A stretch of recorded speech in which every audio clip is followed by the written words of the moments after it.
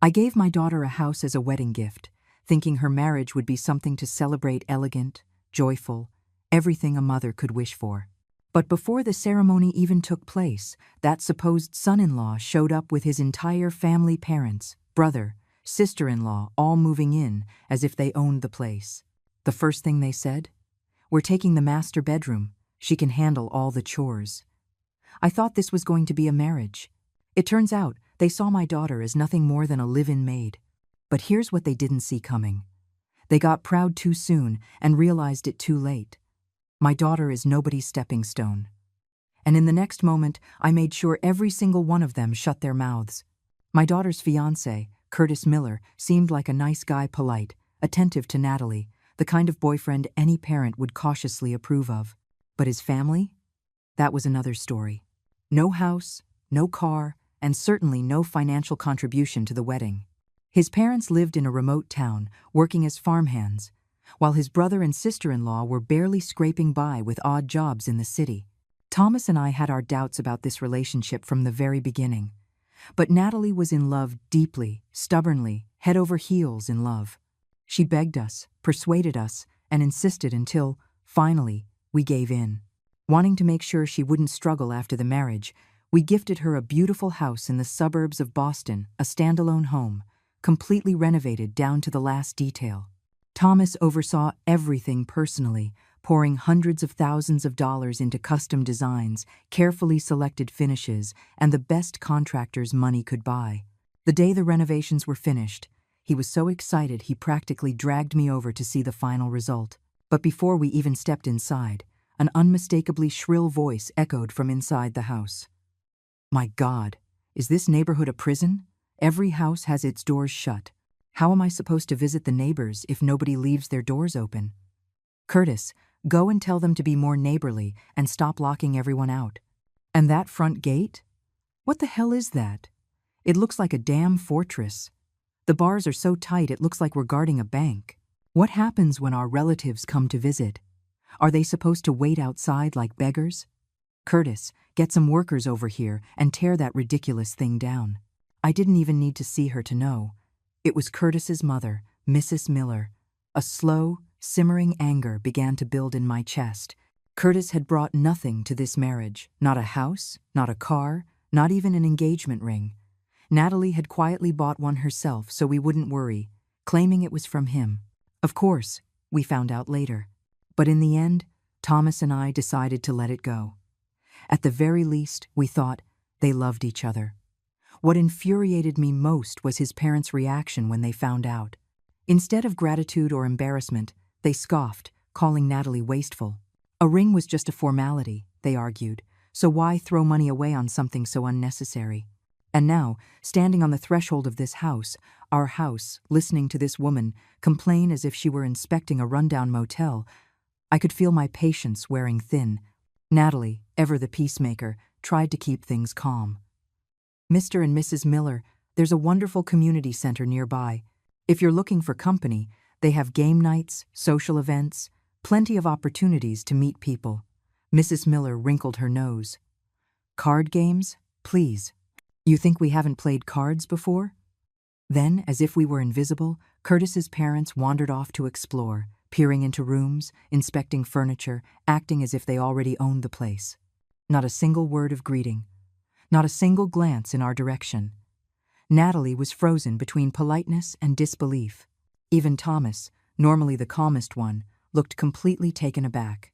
Noticing my expression darkening, Curtis hurried over and whispered, "Mr. Dawson, Mrs. Dawson, I know my parents can be lively. They're just loud talkers, that's all. But please, I promise they really do love Natalie." Before I could answer, a loud, booming laugh echoed from the master bedroom. "Now, this is a beautiful room," Mr. Miller's voice called out. For a split second, I allowed myself to hope. Maybe, just maybe, they were finally appreciating what we had done for Natalie. Then I walked in, and the breath caught in my throat. There was Mrs. Miller, sprawled out on the brand new bed as if it were her own, legs crossed, shoes still on. The crisp, clean sheets were already smudged with dirt from the soles of her worn-out sneakers. And next to her, Mr. Miller, casually lighting a cigarette inside my daughter's new home. Before I could speak, he pressed the glowing tip against the solid wood nightstand, extinguishing it like it was an old ashtray. A dark, charred mark immediately appeared on the polished surface. Thomas's jaw clenched so hard I thought he might crack a tooth. Natalie, visibly embarrassed, nudged Curtis, silently pleading with him to intervene, but he just hung his head, shoulders slumped, looking like a chastised child. Not a word. Not a single protest. And then, as if the audacity wasn't already at its peak, Mr. Miller stretched his arms, let out a satisfied sigh, and said, "This room is perfect, plenty of natural light and a great view. We'll take this one." I almost swore out loud.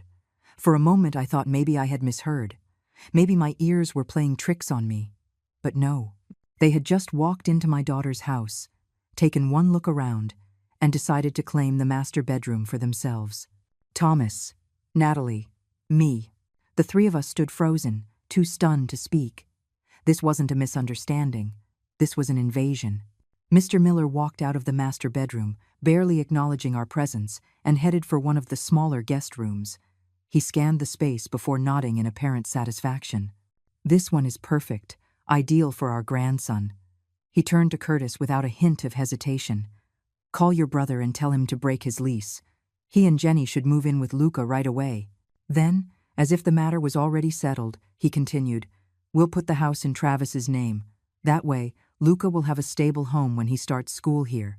As for you and Natalie, you can move back in when you have children.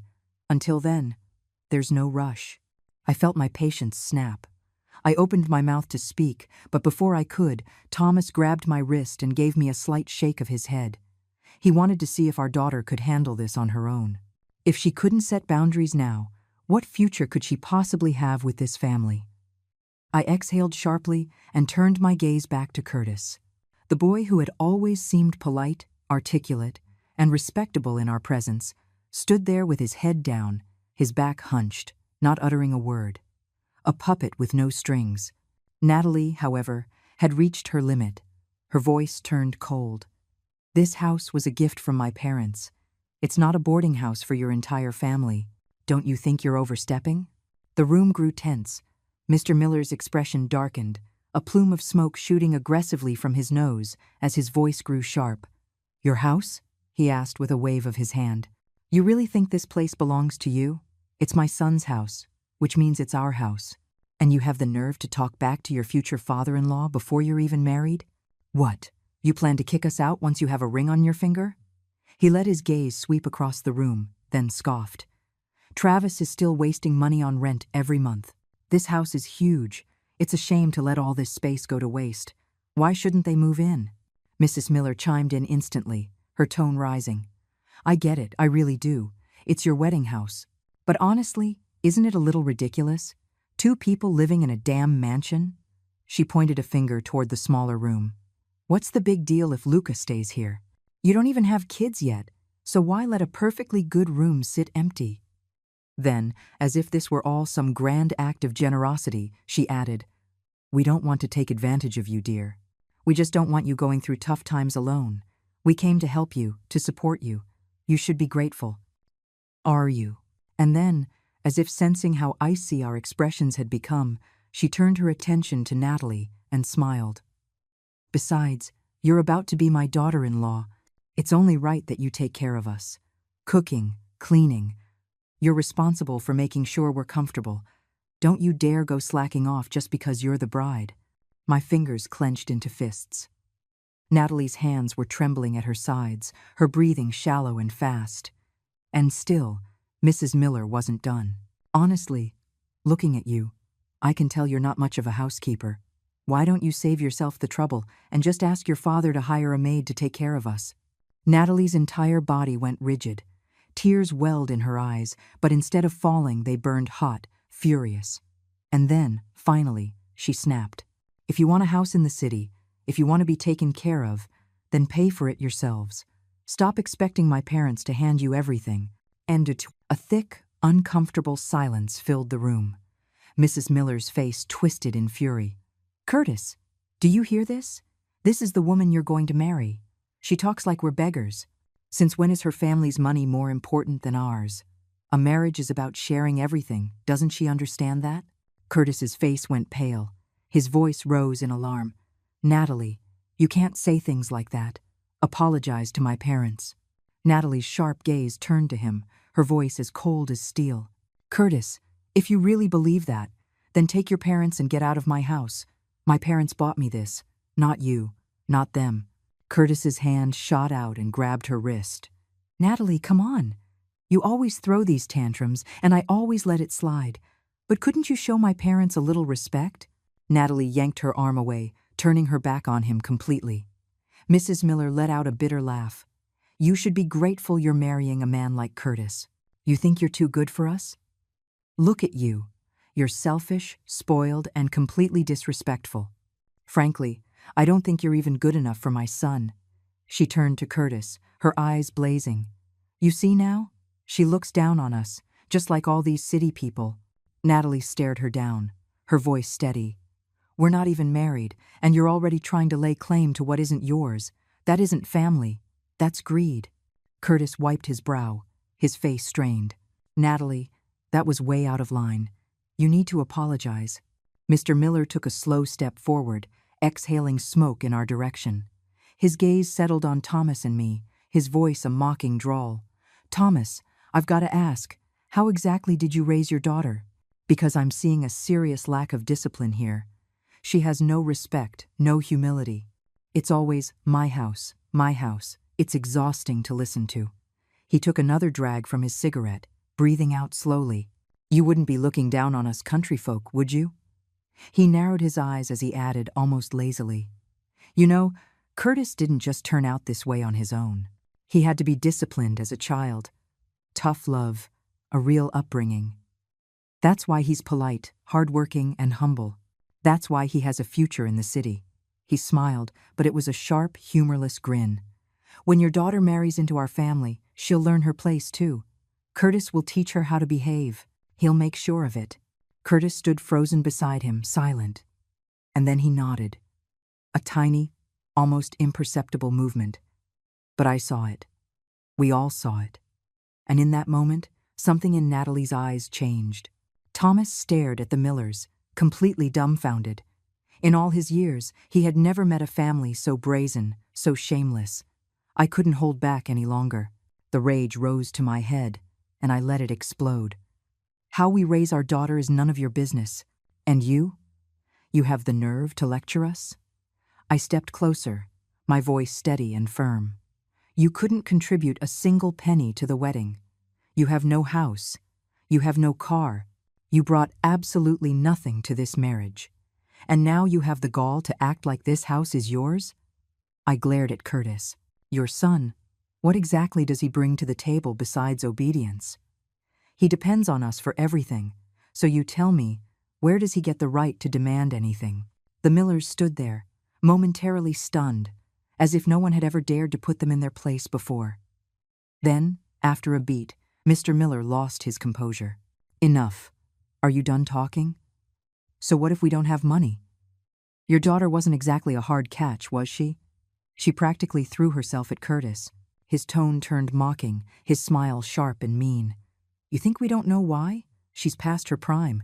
If she was really worth anything, you wouldn't have to bribe a man to marry her with a house and gifts. Let's be honest. You knew she didn't have any better options. Natalie's whole body went rigid.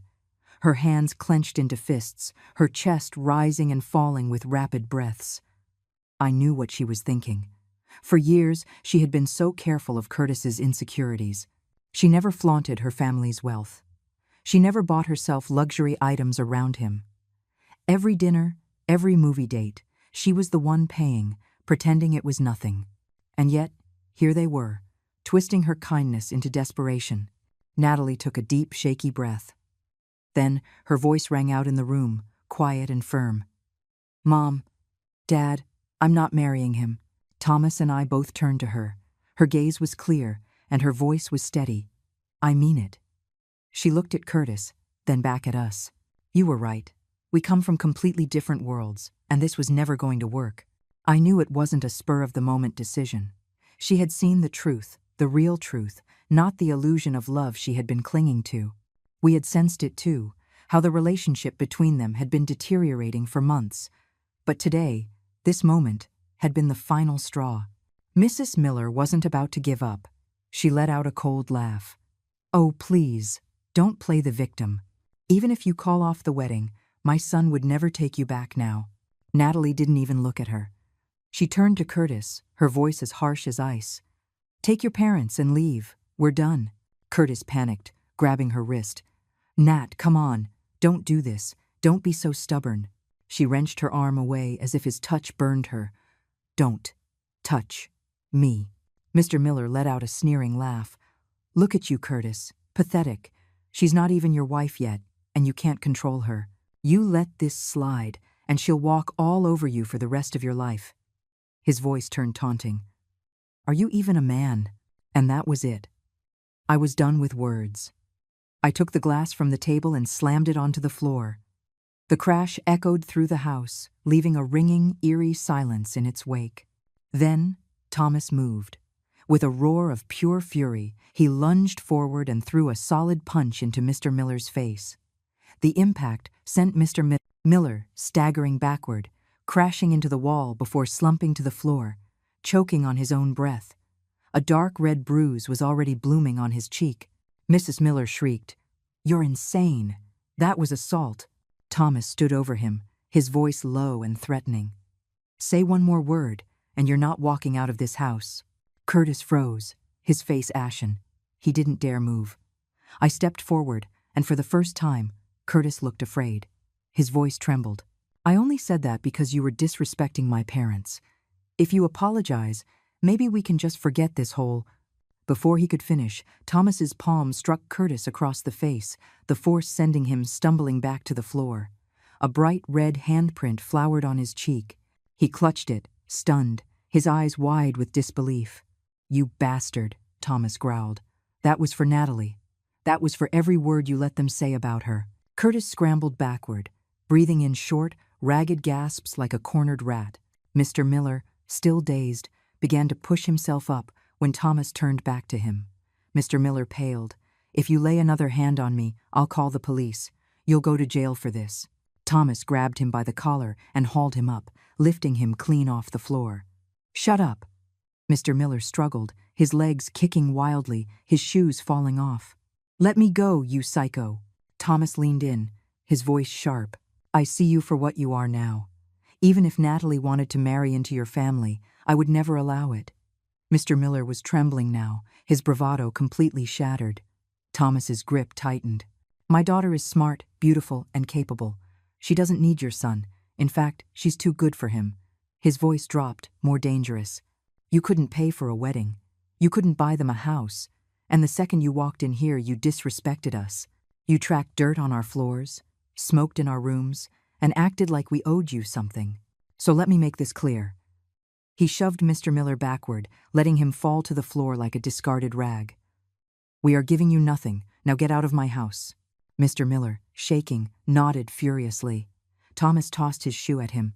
"Pick it up and go." Mr. Miller scrambled to his feet, nearly tripping over himself as he ran for the door. I crossed my arms, smirking.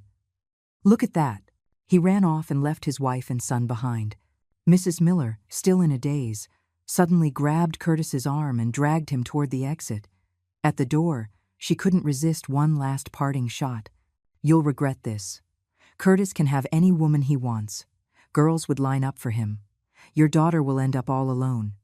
I took one step forward, and she bolted. As they scrambled down the stairs, one of them must have tripped, because suddenly, all three of them went tumbling down the front steps, a mess of flailing arms and legs. Loud thuds echoed across the driveway. Thomas sighed and shook his head as he watched them groaning on the pavement. They deserved that.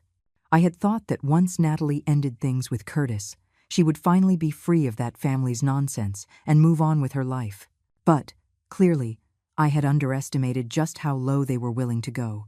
That night, when Natalie came home from work, she was visibly upset. She didn't say a word, just walked in and set her purse down with a heavy sigh. I frowned. "What's wrong?" Without a word, she handed me her phone. An email. from Curtis. Natalie had already blocked him on every platform imaginable: calls, texts, social media, but somehow he had found a way to wiggle back into her life. Thomas and I leaned in and looked at the email. The subject line was simple. "Natalie, since we broke up, it's only fair you pay me what you owe." Thomas raised his eyebrows. "You borrowed money from him?" Natalie let out a dry, humorless laugh. "Check the attachment." We clicked on the file, and my blood pressure nearly doubled. It was a spreadsheet, a meticulously organized, itemized list of every single dollar he had ever spent on her throughout their relationship. Tuesday, Starbucks, 2 coffees, $11.80. Valentine's Day flowers, $20. Uber ride last weekend, $14. Birthday gift card, $200.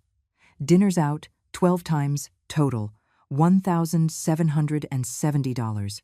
Split evenly, $885. Line after line, perfectly organized, tracking a full year of expenses as if it were some kind of investment he wanted a return on. And at the bottom, in bold, total, $2,897.36. "I'll be generous. Just send me $2,897 and we'll call it even." Thomas and I just stared at the screen, utterly speechless. I felt the heat rise in my face. I clenched my fists. This man had no shame. Did he really think we didn't know the truth? For nearly every dinner, movie, or trip they had taken, Natalie had been the one to pull out her credit card. Curtis had treated us to dinner once, and it was at a fast food chain. For his birthday, Natalie had bought him the latest model iPhone, spending over $1,200. On her birthday, she got a $200 gift card.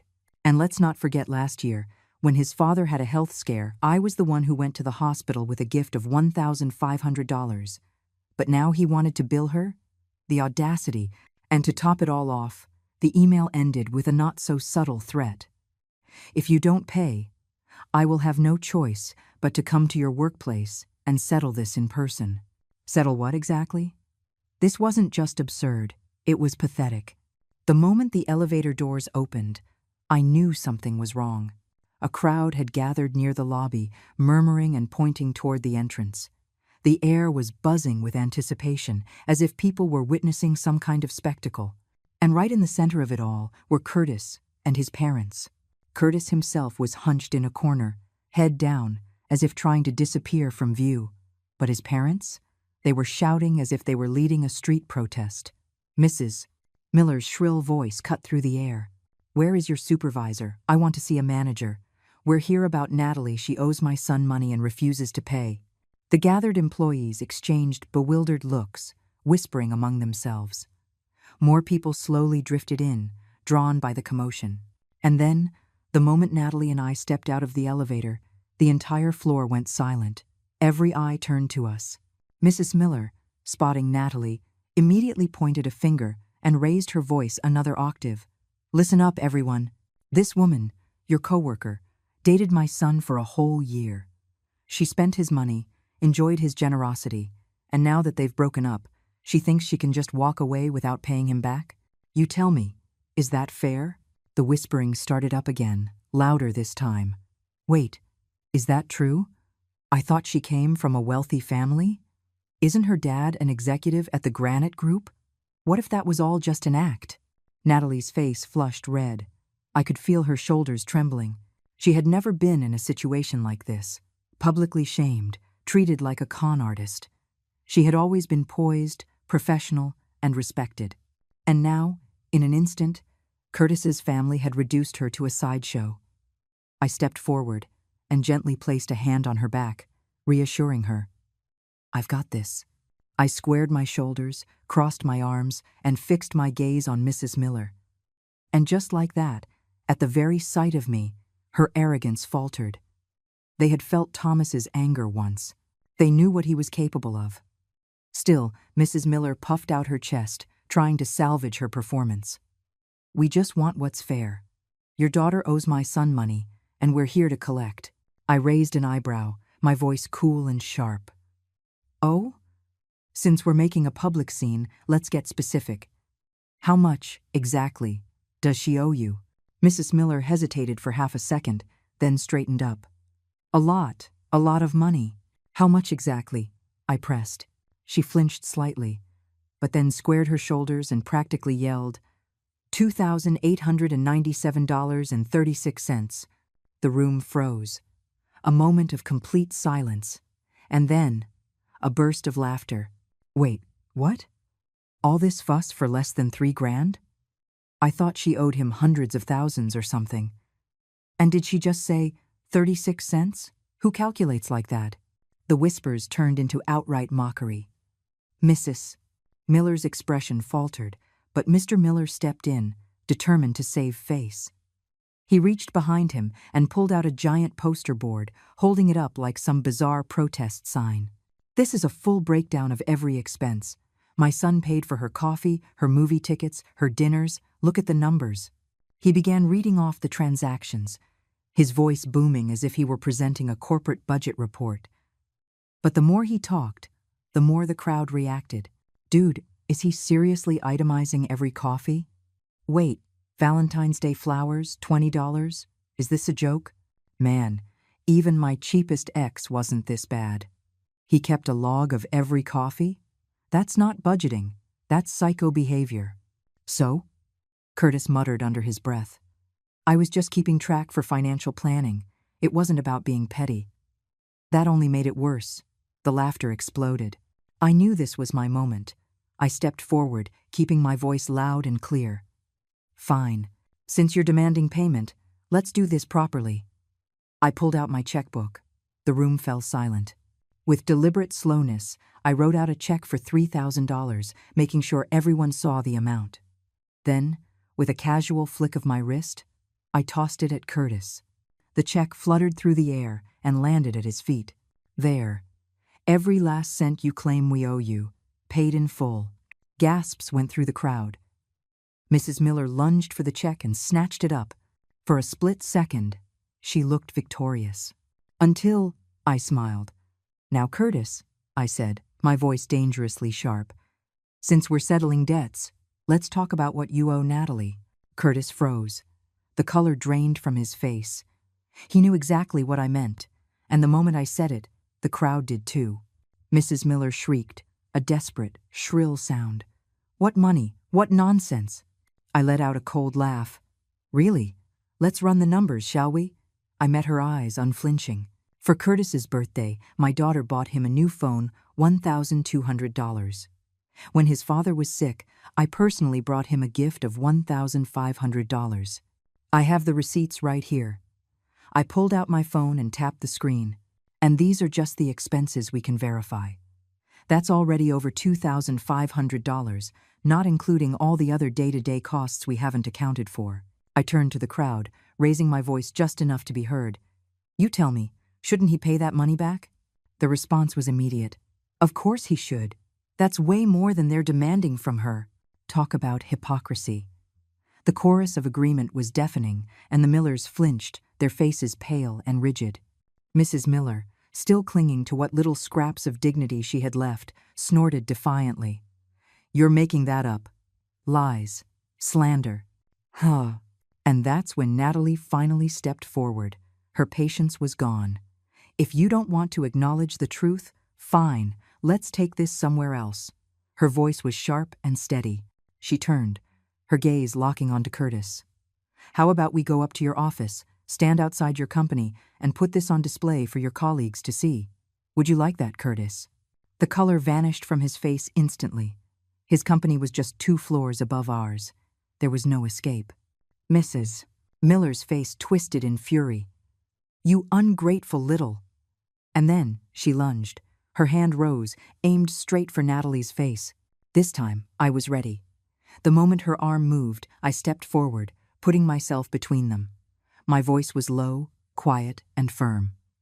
You had better put that hand down. A chilling silence fell over the room. Mrs. Miller's arm froze in midair. Her face went slack, stunned. I didn't blink. I didn't waver. I just stared at her. And then, slowly, deliberately, I shifted my gaze to Curtis. You came here to make a scene, but the only thing you've done is shatter what little dignity you had left.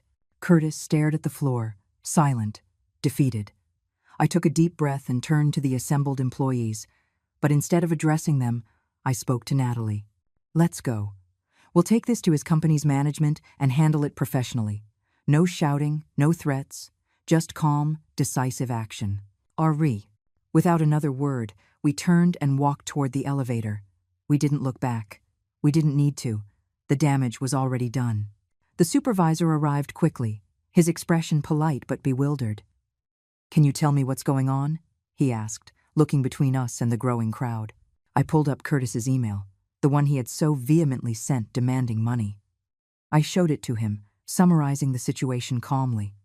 "We are not here to argue." My voice was firm and unwavering. "We simply want a fair resolution." The supervisor quickly read the email, his frown deepening as I continued to explain. Then, just as I finished, one of his assistants came over and whispered something in his ear. His eyes shot to me, and his demeanor shifted almost instantly. "Excuse me, are you Mrs. Dawson from Granite's CEO?" I nodded, offering a calm smile. "I am." Immediately, his posture straightened.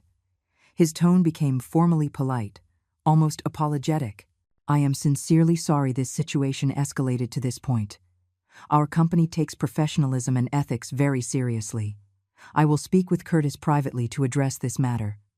Then he turned to Curtis, and his tone hardened. "Curtis, I am truly disappointed. Keeping detailed accounts of personal expenses, demanding repayment after a breakup, and causing a public disturbance in front of another company's office. This is completely inappropriate."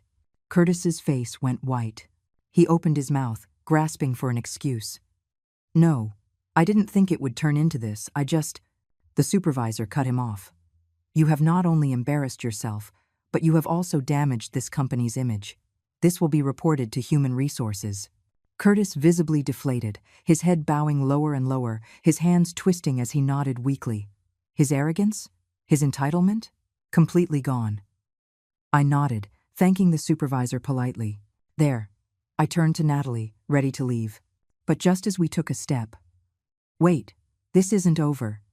Mrs. Miller's sharp, shrill voice cut through the air. I paused, then slowly turned back, fixing her with a calm, unreadable gaze.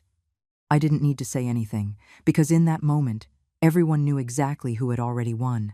A few weeks passed, and life finally seemed to be returning to normal. Natalie fell back into her routine work, coffee with friends, weekend yoga sessions. She looked better, lighter, the weight of the past stress gone from her shoulders. Thomas and I had an unspoken agreement not to bring up Curtis or anything that had happened. We didn't want to risk reopening wounds that were still healing. She was doing well. At least, in front of us, she made sure everything looked fine. Until that night, she came in with takeout in hand, but something about her expression was off. I watched her out of the corner of my eye as I set the table. "Work okay?" I asked casually. She hesitated then, without a word, handed me her phone. He had reached out again. The screen showed a text from an unknown number, but the words were painfully familiar. "Curtis." "Natalie, I've been doing a lot of thinking lately. I know I messed up. I shouldn't have listened to my parents, and I never should have taken my frustration out on you. I have nothing left now, but I want to start over. Will you give me another chance?" I exhaled slowly and looked at her. "This is the third one." Her voice was low. "I haven't responded." I nodded. "Good. Silence is the clearest answer." She sighed. "It's just, I don't get it. Is he actually sorry, or does he just hate losing?" "Probably both," I said evenly. "But that's not your problem anymore. His growth is not your responsibility." She stared out the window, not saying anything. I knew her heart wasn't wavering. It wasn't love she was struggling with. It was habit. The emotional residue of investing so much in someone, only to realize it was never worth it. Then, just a few days later, things took a turn. That evening, she walked in with a different look, not sadness, but something colder, sharper. She set her phone on the counter. "Mom, look at this." I picked it up, and the moment my eyes fell on the screen, my stomach turned. A social media post. An anonymous message. A blurry photograph and edited video clips were attached, carefully pieced together to paint a false narrative. The caption was nothing short of cruel. "A real-life gold digger. extorted her ex after the breakup, and flaunted her wealthy family. I guess she's not so untouchable anymore, is she? A slow, simmering rage built in my chest. Do we even need to guess who did this? She shook her head. I can't trace the account, but look at the content. These photos, these videos, it's all from Curtis. He cropped himself out, used an anonymous account, but we both know. I clenched my jaw. So this is what he's resorting to now. She let out a slow sigh, the exhaustion heavy in her voice. I just wanted to move on. Why won't he let me? I took her hand and squeezed it firmly. Because he's not obsessed with you, he's obsessed with his own ego. He can't move forward, so all he knows how to do is drag people back down with him. That same night, I contacted an old friend from college, now a lawyer at a well-known firm.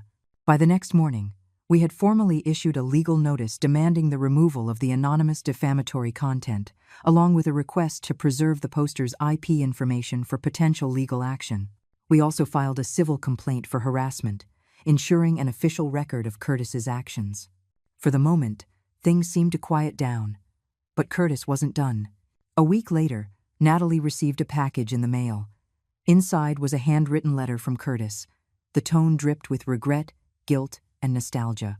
He wrote about their first date, her smile, the nights she stayed up looking after his sick father, every line carefully crafted to pull at her heartstrings. But then, the last few sentences revealed the truth. I can't accept you being gone completely. You know I have nothing left. You were my only light. If you don't come back, I don't know what I'll do. This wasn't an apology. This was emotional blackmail. My expression darkened as I read the final words. Without hesitation, I called our lawyer and began the process of filing for a restraining order. That afternoon, Natalie and I went to the courthouse together. She sat on a bench, clutching the letter so tightly her knuckles turned white. Mom. Her voice was low and tight. I know I'm handling it, but why is it still so exhausting? I put a hand on her shoulder. You're not tired, you're healing, and that takes time. But you're already doing everything right. She exhaled slowly, then met my gaze. For the first time, there was no hesitation in her eyes. I'm not going to let him hurt me again. I smiled. That's my girl. A few weeks later, the court officially granted the temporary restraining order, legally forbidding Curtis from contacting or approaching Natalie in any way. We also provided all supporting evidence to Granite's legal team, ensuring it was on the record should any future issues arise. This time, we didn't wait for him to apologize. We didn't give him a single opening to reappear in our lives. Natalie was finally free. She was no longer the girl who tiptoed around others' emotions. She was no longer the girlfriend who would bend, apologize, or try to fix someone who refused to change. She had stepped fully into her own, and, without even realizing it, she had started moving beyond the boundaries she had once set for herself. She poured herself into her work, refusing to let emotions sidetrack her focus. Instead of hesitating, she took on multiple projects at once, proving her ability to thrive under pressure. She knew what she wanted, and more importantly, what she no longer needed. Then came the regional business conference. Granite chose her to represent the firm at a major industry networking event. She took the stage with quiet authority and delivered a presentation with confidence and precision. The audience executives, investors, and industry leaders listened. They nodded in approval, and at the end, several corporate representatives from across the states approached her, eager to exchange business cards, hoping to explore future collaborations. That one event subtly but irrevocably shifted the course of her career, and with it, her life. At a casual networking lunch after the conference, Natalie met Ethan Parker. Ethan was one of the co-founders of East Bay Capital, an MIT graduate and a member of a well-known family of San Francisco entrepreneurs. But unlike the arrogance often associated with privilege, he was thoughtful, articulate, and composed. Their conversation was brief, no unnecessary small talk or intentional exchanging of contacts, just a natural, spontaneous conversation before they both went on with their day. But the following week, Natalie received a handwritten letter. It wasn't a grand declaration or an eager invitation. It was a sincere note of thanks, acknowledging the strength of her presentation and offering thoughtful feedback on her business model. Plus, he included a book on leadership and strategy, something he thought she might find interesting. She was surprised, impressed even. I glanced at the letter and smirked. Well, at least this one didn't send an invoice after the breakup. Oh, Natalie chuckled, but didn't reply. Still, there was something different in her expression, a quiet composure that hadn't been there before. There was no sudden whirlwind romance or rushed advances. Over time, their conversations grew more frequent, but never forced. They exchanged industry insights, attended small business forums, and occasionally grabbed coffee to discuss market trends. Until one evening, Ethan was driving her home when he suddenly stopped the car. Turning to her, he said, "I don't know how you feel about me." His voice was steady and sincere. "But I want you to know that I like you. Not because of your work, or because you're brilliant or independent, but because when I'm with you, I feel like life is something worth living fully." Natalie was frozen for a moment. She hadn't expected this, not so soon, not so directly. She sat in silence, weighing his words. Then finally, she nodded. "I don't know what the future holds," she admitted quietly, "but I'd like to find out." For the first time in her life, she walked into a relationship without fear, without pretense, without hesitation. And to our surprise, Ethan soon introduced her to his parents. Mr. and Mrs. Parker were kind, intelligent, and welcoming. They never pried into personal matters, never judged or scrutinized. Instead, they treated Natalie with the same respect they would any capable adult. At dinner, Mrs. Parker personally prepared a small dessert and smiled warmly. "This is the first time Ethan has ever brought someone home. I had to make sure I got it right." Later that night, Ethan's father took Thomas aside and said quietly, "She's remarkable, smart, poised, and she knows what she wants. We're glad Ethan met someone like her." There was no entitlement, no demands, no pressure for submission, just a family that valued genuine connection and mutual respect. It was everything Curtis's family was not. And for the first time, we could all see it. Natalie was finally in a place where she was safe, where she was wanted. But good things rarely go unnoticed. One afternoon, a photo appeared online, a candid shot of Natalie and Ethan at a business event. With Ethan's last name attached, it didn't take long for the picture to circulate within industry circles, and soon, the news found its way to Curtis. That evening, Natalie left her office to find Curtis waiting for her near the entrance. His face was pale, his expression twisted. "So this is it?" He stepped closer, his voice low and resentful. "You left me and ran straight into the arms of another man?" Natalie didn't flinch. She looked him straight in the eye. "Curtis, leave. You have no right to question me." His nostrils flared. "You were planning this all along, weren't you? You were already with him when you were still with me." Her voice hardened. "You need to stop. I have a restraining order against you. If you follow me, I'm calling the police right now." Curtis's face contorted, his hands clenching at his sides. He was about to lash out again, when another presence stepped forward. From the parking garage, Ethan walked over, his posture calm, his expression unreadable. But his presence alone changed the atmosphere. He moved to Natalie's side, his voice quiet but firm. "I don't know who you are," Ethan said, "but if you take one more step toward her, I'll be the one to call the police." Curtis blinked, startled. He hadn't noticed Ethan's arrival, and he certainly hadn't expected this confrontation. "You're the new boyfriend, huh?" His voice turned taunting, but there was a crack in his bravado. "You think you're better than me?" Ethan didn't take the bait. "It doesn't matter who I am," he said calmly. "What matters is that you understand you don't get to hurt her anymore." There was no shouting, no dramatic showdown, but the weight of his words suffocated Curtis more than any fight ever could. For a moment, Curtis just stood there, looking at them. Natalie, standing tall, unaffected by his anger. Ethan, at her side, steady, unmovable, and something broke inside him. He finally understood. The woman he had once criticized, belittled, and controlled was now standing in a different world, bathed in a light he could never reach. And him? He no longer even had the right to stand by her side. As they walked away, Curtis stood frozen, his face unreadable, a storm of rage, regret, and finality. But the world had moved on without him, and Natalie never looked back. After dinner, Natalie and I walked along the narrow path, our steps slow and unhurried. The gravel crunched softly under our feet, and behind us, the trees swayed in the evening breeze, their shadows casting long patterns on the ground. This was a place we used to visit often. As a little girl, she loved to hop on the smooth stones by the lake, and my heart would leap into my throat every time she teetered at the edge. I would reach out, grabbing the sleeve of her jacket, trying to keep her balanced. Now, her steps were steady and measured. Her gaze was clear and firm. "Do you remember how I used to run to the water to collect stones?" she asked suddenly. I smiled. "Of course. You always said each one was unique, that you had to take them all home and wash them clean." She let out a soft laugh.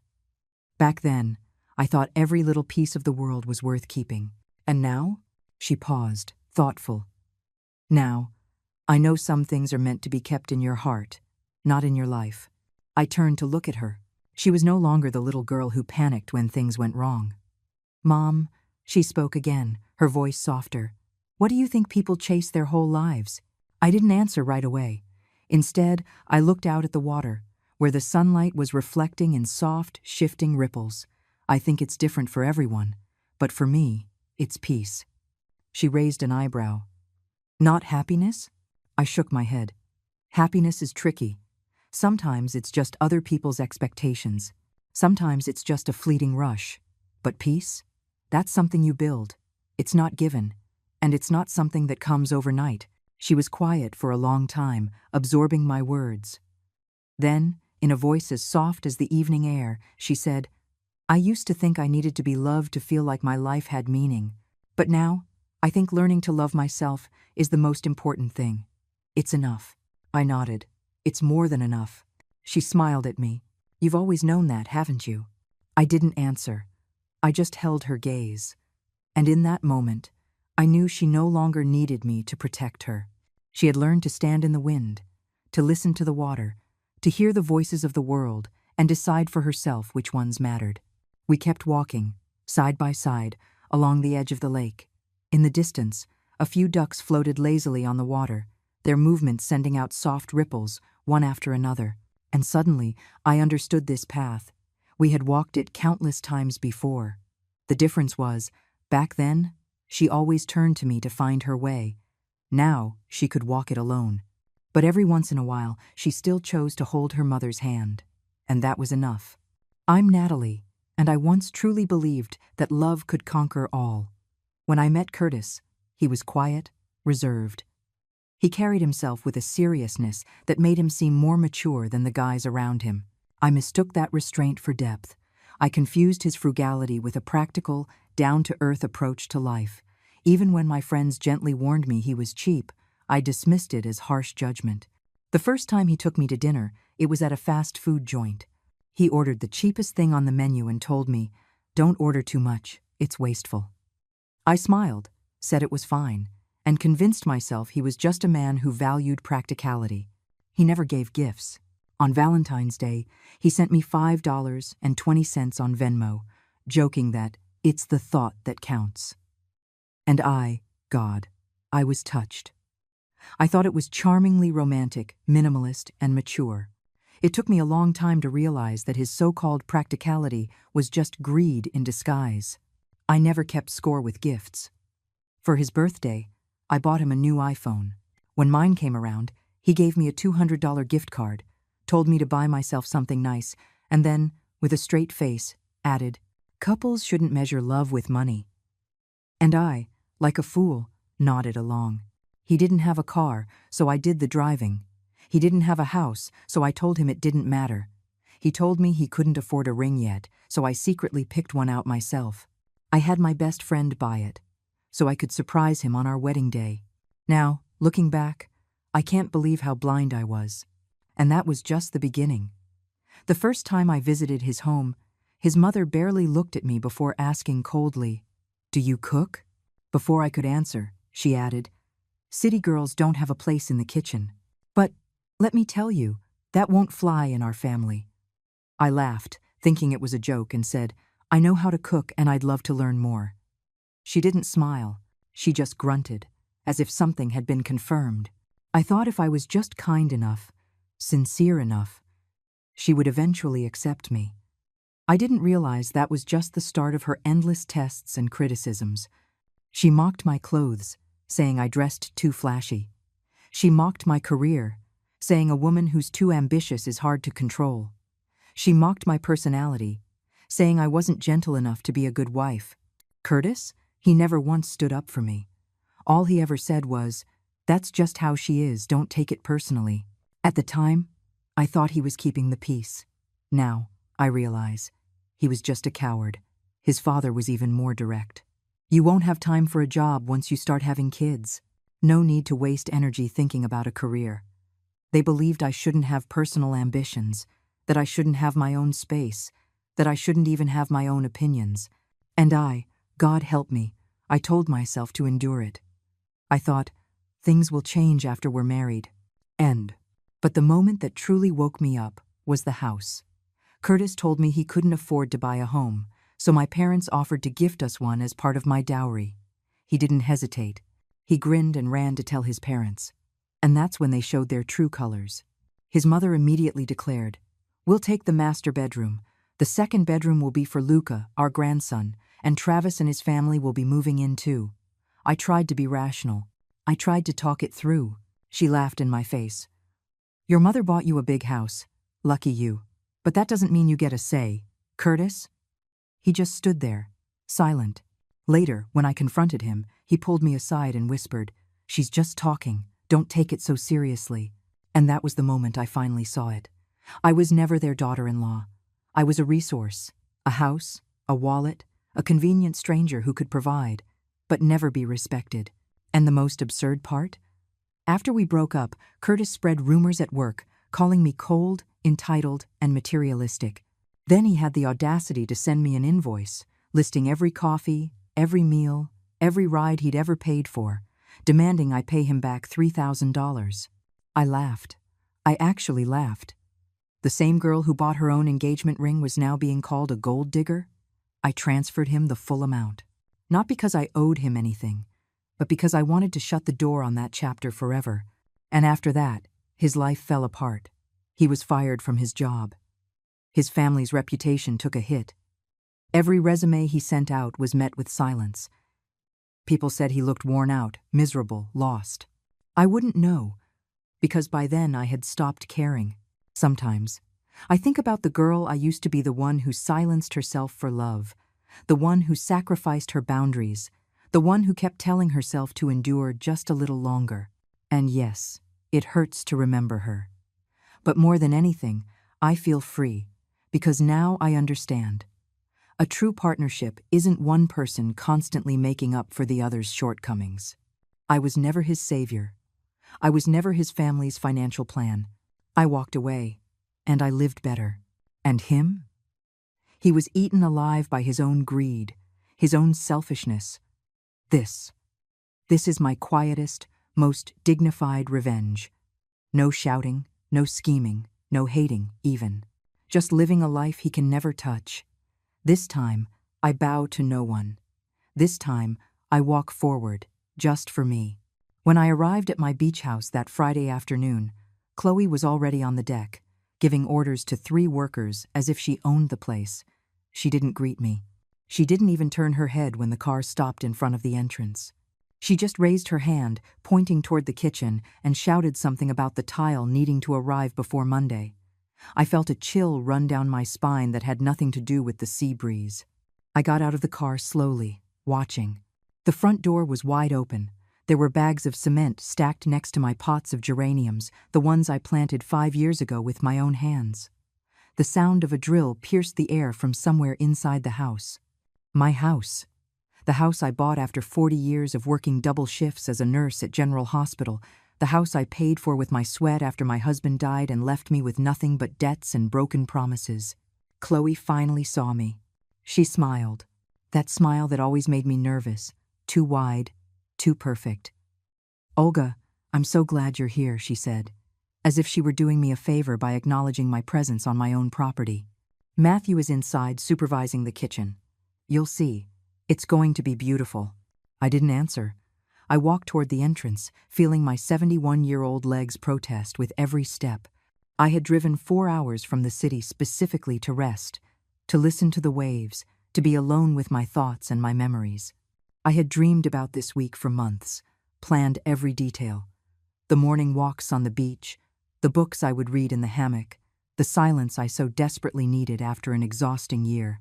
What I found inside took my breath away. The kitchen no longer existed. Or rather, it half existed. The cabinets I installed 3 years ago had been torn from the walls. The tile floor I had chosen so carefully was covered in dust and debris. The walls showed huge holes where the paintings from my Thursday afternoon art classes once hung. The refrigerator was in the middle of the living room, unplugged, its door ajar. The smell of dampness and fresh cement hit me like a slap. What is this? My voice came out calmer than I expected, almost a whisper. Matthew appeared from the hallway.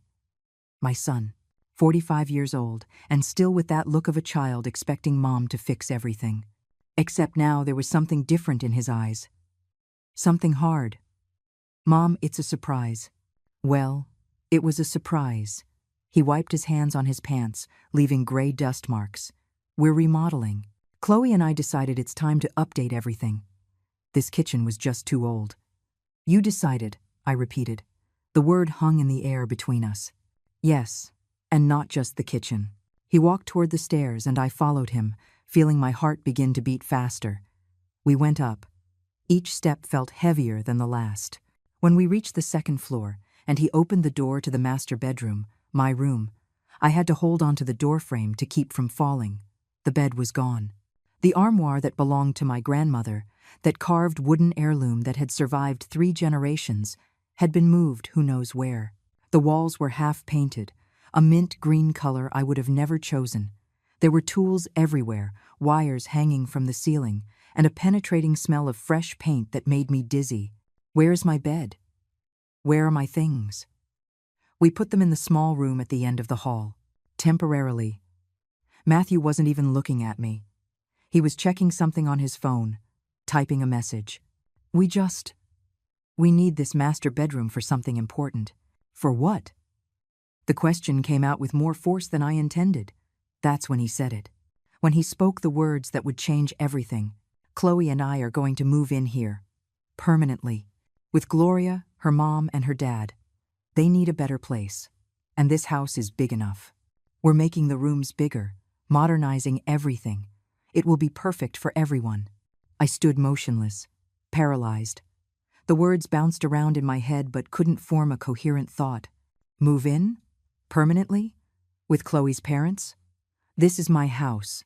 Matthew. I know, Mom. But it's also family property. It's time you shared it. You have your apartment in the city. You don't need 2 properties. We do. Chloe is tired of the city noise, and Gloria deserves to live her last years by the sea. She's 73, 2 years older than you. Don't you think she deserves it? There was so much twisted logic in his words that for a moment he almost convinced me. Almost. Until I saw the look on his face, that mix of determination and something that looked dangerously like indifference. He wasn't asking for my permission. He was informing me of a decision already made. You didn't consult me, because I knew you'd say no. You always say no when it comes to helping the family. You've always been like that, Mom, selfish with your things. The word cut through me like a knife. Selfish. Me, who worked until my hands trembled with exhaustion. Me, who paid for his entire college while he changed his major 3 times. Me, who lent him money for the down payment for his car 2 years ago, and he never paid me back. Selfish. I went down the stairs slowly. Each step was a conscious effort not to tremble, not to let myself fall. Chloe was still outside, now on the phone, laughing. I heard her say something about finally having the space we always wanted, and the old woman will just have to get used to it. I went into what was left of the living room. I sat in the only armchair they hadn't moved, that olive green armchair where my husband used to fall asleep on Sunday afternoons watching football. I closed my eyes. I breathed. 1, 2, 3 times. Deep. When I opened them, my gaze fell on my purse, on the vital documents folder I always carried with me. That folder where I kept all the important papers, deeds, wills, contracts, legal powers of attorney, everything perfectly organized and updated, because after 40 years in the healthcare system, I learned that life can change in a second, and it's better to be prepared. I took out my phone. I looked for a name in my contacts. Gregory, my lawyer for 15 years. The man who helped me with all the paperwork when I bought this house, when I updated my will, when I made sure every property was solely in my name after discovering the debts my husband hid for years. I dialed. 3 rings. 4. Olga, what a pleasure to hear from you. How are you? Gregory, I need you to come to the beach house tomorrow morning. Very early. Bring the property deeds and the will. All of it. There was a pause. Gregory knew me well. He knew that if I called him on a Friday afternoon asking for something urgent, it was because the situation demanded it. Did something happen? Yes, I replied, looking out at the deck where Chloe was still laughing, oblivious to what was about to happen. But it's not going to happen anymore. I hung up. I put the phone away. I sat there, in my armchair, surrounded by the disaster they had made of my refuge, my sanctuary, the place I had built with decades of effort. I didn't cry. I didn't scream. I didn't confront anyone that night. I just waited. Because I had learned something in 71 years of life. Revenge served hot burns the one who serves it, but revenge served with absolute cold, with surgical precision. That kind destroys without leaving a trace of the one who delivered it. Matthew came down an hour later. He told me he had prepared the small room for me, that my clothes were in boxes, because they needed the master closet for Chloe's and Gloria's things. He handed me a new key. It's for the room at the end of the hall, Mom. We put a lock on it so you can have privacy. I took the key without saying anything. I went up. The back room was barely 9 feet by 9. A single bed pushed against the wall, my things in cardboard boxes. A small window that looked out onto the parking area, not the sea. I lay down on the bed, fully dressed. I looked at the ceiling. I heard the waves in the distance, that sound that always calmed me, but that night only reminded me of everything they were trying to take from me. I closed my eyes and thought about tomorrow, about Gregory arriving at 6 in the morning, about the documents I would sign, about the calls I would make. For the first time in hours, I felt something close to peace. This was just the beginning. I woke up at 5 in the morning, not because I wanted to, but because my body had been accustomed to hospital shifts for decades. Outside, it was still dark. I could hear the sea. That constant murmur that used to calm me now sounded like a silent witness to everything I had lost in less than 24 hours. I got up slowly. My knees protested, as always. 71 years don't forgive. It doesn't matter how much yoga you do or how many vitamins you take. I opened one of the cardboard boxes where they had thrown my clothes. I found some gray pants and a white blouse. I dressed in silence, listening. The house was completely quiet. Matthew and Chloe were sleeping in the first-floor guest room, the one I always reserved for important visitors. Now they had taken it as if it were their own. I went down the stairs, avoiding the 3rd step, the one that always creaked. A habit from my years as a night nurse, when I learned to move without making a sound so as not to wake the patients. I reached the living room. The disaster was still there, of course. The debris, the dust, the refrigerator, still in the middle of everything. But there was something different. On the dining room table, that wooden table I bought at an antique market 10 years ago, there were papers.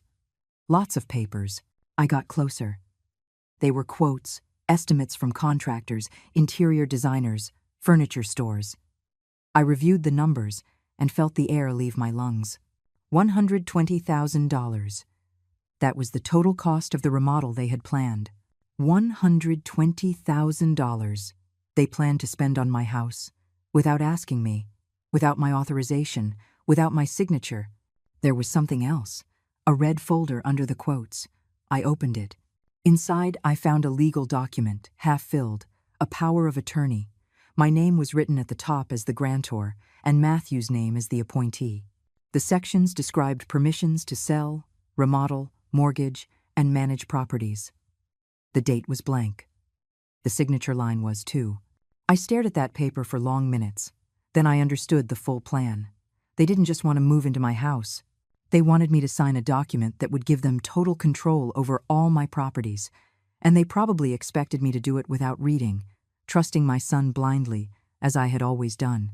I took out my phone and took pictures of the estimates, of the power of attorney, of every single page. Then I put everything back exactly as I had found it. At 5:40, Gregory arrived. I heard his truck park outside. I went out before he could knock on the door. The sky was beginning to lighten with orange and pink hues. It was cold. I wrapped myself in the sweater I had brought. "Good morning, Olga." Gregory was 60 years old.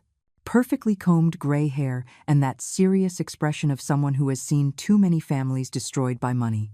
He was carrying a brown leather briefcase. What happened? I told him everything, every detail. As I spoke, he opened his briefcase and took out documents. The same documents I had signed years ago when I decided that no one would ever control my life or my assets again. "Let me see if I understand this correctly," Gregory said when I finished. "Your son and his wife began remodeling work on your property without your written consent.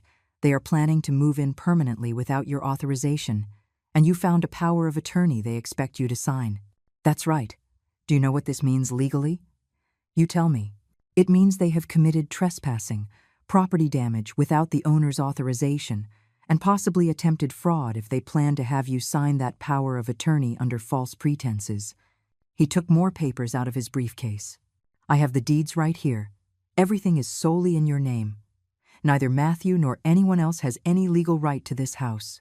I can draft an immediate eviction order. They have to be out in 48 hours. Do it, Olga, think about it. He's your son. I've already thought about it. All night. During every minute I spent locked in that tiny room while they planned to steal what took me 40 years to build. My voice didn't tremble. Do it, Gregory. Now." He nodded. He took his laptop out of his briefcase. For the next hour, as the sun finished rising and the house remained silent, Gregory drafted the documents. Eviction order. Complaint for damages to private property. Request for an injunction to stop the work. Everything with the official seal, with the laws cited, with the deadline set. "I need a process server to deliver this personally," I said. "Today. This morning. I can make the calls. I have contacts at the courthouse. If I explain that it's urgent, they can come before noon. No, I want it to be at 6 in the morning, tomorrow, Saturday." Gregory looked at me with that expression he reserved for his most determined clients. "You want them to be woken up with the news. Exactly like they ruined my vacation by arriving unannounced and destroying my house. I want them to feel that same invasion, that same lack of control. It can be done. But Olga, when this happens, there's no going back. Family relationships. There's no family relationship left to save," I interrupted him. "That ended when my son called me selfish for not wanting to give away what cost me a lifetime to earn. When his wife spoke about me as if I were a burden. When they planned to make me sign documents to take away control of my properties." Gregory was silent for a moment. Then he closed his laptop. "All right. I'll make the calls. The officers will be here tomorrow at 6 o'clock sharp. I'm also going to notify the construction company to stop all work immediately or face legal charges. And I'm going to request an inspection of the damages to calculate the compensation Matthew will have to pay you." "Compensation? For the material damages. The destroyed cabinets, the damaged floor, the walls. Everything has a cost. Illegally, he is responsible for paying for it." Something stirred inside me. It wasn't joy. It wasn't satisfaction. It was simply the certainty that I was doing the right thing, that after a lifetime of putting myself at the end of the line, after years of sacrificing for others, I was finally choosing myself. Do it all. Gregory left at 7:30. I asked him to use the side entrance so Matthew and Chloe wouldn't see him. I didn't want them to suspect anything yet. I went back into the house. I went up to the small room. I sat on the bed and waited. At 8 o'clock, I heard movement downstairs, footsteps, voices. Matthew on the phone with someone, probably the workers, giving them instructions for the day. Chloe laughing at something. The sound of the coffee maker. I went down at 8:30. When I entered the makeshift kitchen they had set up in a corner of the living room, Chloe was pouring coffee into one of my favorite mugs, that white ceramic one with yellow flowers I bought on my last trip to Asheville. "Good morning, Olga. Did you sleep well?" she asked without really looking at me, focused on her phone. Perfectly, I lied. Matthew walked in. He was wearing a wrinkled shirt and that expression of someone who was fast asleep 5 minutes ago. "Mom, I need to talk to you about something important. Tell me. We need you to sign some papers. It's to speed up the work, so the contractors can make changes without having to consult you on every detail. It's just a formality, but legally they need your authorization as the owner." There it was, the moment I had anticipated. I walked over to the table where the papers from last night, still Saturday. I picked up the red folder. I opened it. I took out the blank power of attorney. "Are you talking about this?" Matthew's expression changed. Just for a second, but I saw it. Surprise, discomfort. Then he tried to smile. "Yes, exactly. It's just to make everything easier. Nothing to worry about. Nothing to worry about." I held the paper in front of him. "This isn't an authorization for work. Matthew, this is a full power of attorney that would give you control over all my properties. To sell, mortgage, manage, everything." "Mom, it's not like that. The lawyer said it was necessary to." "What lawyer?" Silence. Chloe stopped looking at her phone. Matthew froze. "There is no lawyer, is there?" My voice remained calm, dangerously calm. "You drafted this yourselves. You downloaded a template from the internet and thought I would sign without reading because I trust you. It's not like that. I'm not signing anything. And I want the work to stop. Today." "Mom, we've already invested money in this. We've already paid deposits." "With what money, Matthew? Tell me, with what money did you pay for $120,000 in renovations?" His face turned pale. "How do you know that amount?" "Because unlike you, I do read the papers that are in my own house." Chloe intervened then. Her voice had lost all its sweetness. "Olga, don't be so dramatic. We just want to improve the house. Make it more modern, more livable. When Gloria and my dad move in, they're going to need comforts. No one is moving in here. That's not for you to decide alone." "Yes, it is. It's my house." Chloe slammed the mug down on the table. "You are incredibly selfish. You have 2 properties, and you refuse to share one. Gloria is older than you, she has health problems, and she deserves to live in a decent place. Then you buy a house for Gloria. We can't afford a house on the beach. Not all of us were lucky enough to get properties when they were cheap. It wasn't luck. It was work. 40 years of work." I turned and went up the stairs. I could hear them talking downstairs, their voices rising, arguing about what to do now, about how to convince me. I didn't care. I went into the small room. I locked the door. I sat on the bed and looked at the ceiling. Tomorrow at 6 in the morning, everything would change. And for the first time in a long time, I was going to be the one in control of that change. The rest of Friday passed in a tension so thick you could cut it with a knife. Matthew and Chloe spoke in low voices whenever I appeared. The workers arrived at 10 in the morning, and Chloe had to tell them to wait, that there was a small problem with the permits. The men stood outside, smoking, looking at their phones, getting paid by the hour to do nothing. I stayed in my room almost all day. I read, or at least I tried to. The words blurred on the page. My mind was elsewhere, going over every detail of what was to come. Gregory had sent me a text confirming everything. The process servers would arrive at exactly 6 in the morning on Saturday. They would bring the eviction order, the cease and desist for the construction, and the complaint documents. All legal, all irreversible. At 3 in the afternoon, I heard a knock on my door. It was Matthew. "Mom, can we talk?" It wasn't a question. I opened the door. He came in and sat on the only chair in the room, an old wooden chair that used to be in the garage. He looked tired. He had dark circles under his eyes. "I know you're upset," he began. "And I get it. We should have consulted you before starting the work. That was a mistake." I stayed standing, leaning against the wall, waiting. "But you have to understand our situation. Chloe and I have been living in that small apartment for years. We can't have kids there. There's no space. And Gloria really is in poor health. The doctors say the sea air would help her respiratory problems. We thought it would be perfect, that everyone would win. Everyone wins when I'm locked in a 9x9 room? I asked. It wouldn't be forever, just until you got used to it. Then we could make a schedule, take turns. You come some months, we come other months. It's my house, Matthew. There don't have to be turns, but it'll be mine someday, right? When you're gone, this house is going to be my inheritance. Why not start enjoying it now? Those words hung in the air. When I'm gone, as if he was just waiting for me to die so he could take what was mine. As if my life was just an obstacle between him and his plans. Get out of my room, I said quietly.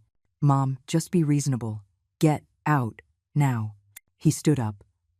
There was something in his eyes, something between frustration and contempt. He left without closing the door. I closed it behind him and locked it again. I barely ate dinner that night. I went down at 8, made some tea, and went back up. From my window, I could see Matthew's truck, parked. The lights in the house were still on. I heard their voices, muffled, constant, planning, always planning. I went to bed early, but I couldn't sleep. I checked the clock every hour. 11 at night, 12, 1 in the morning, 2.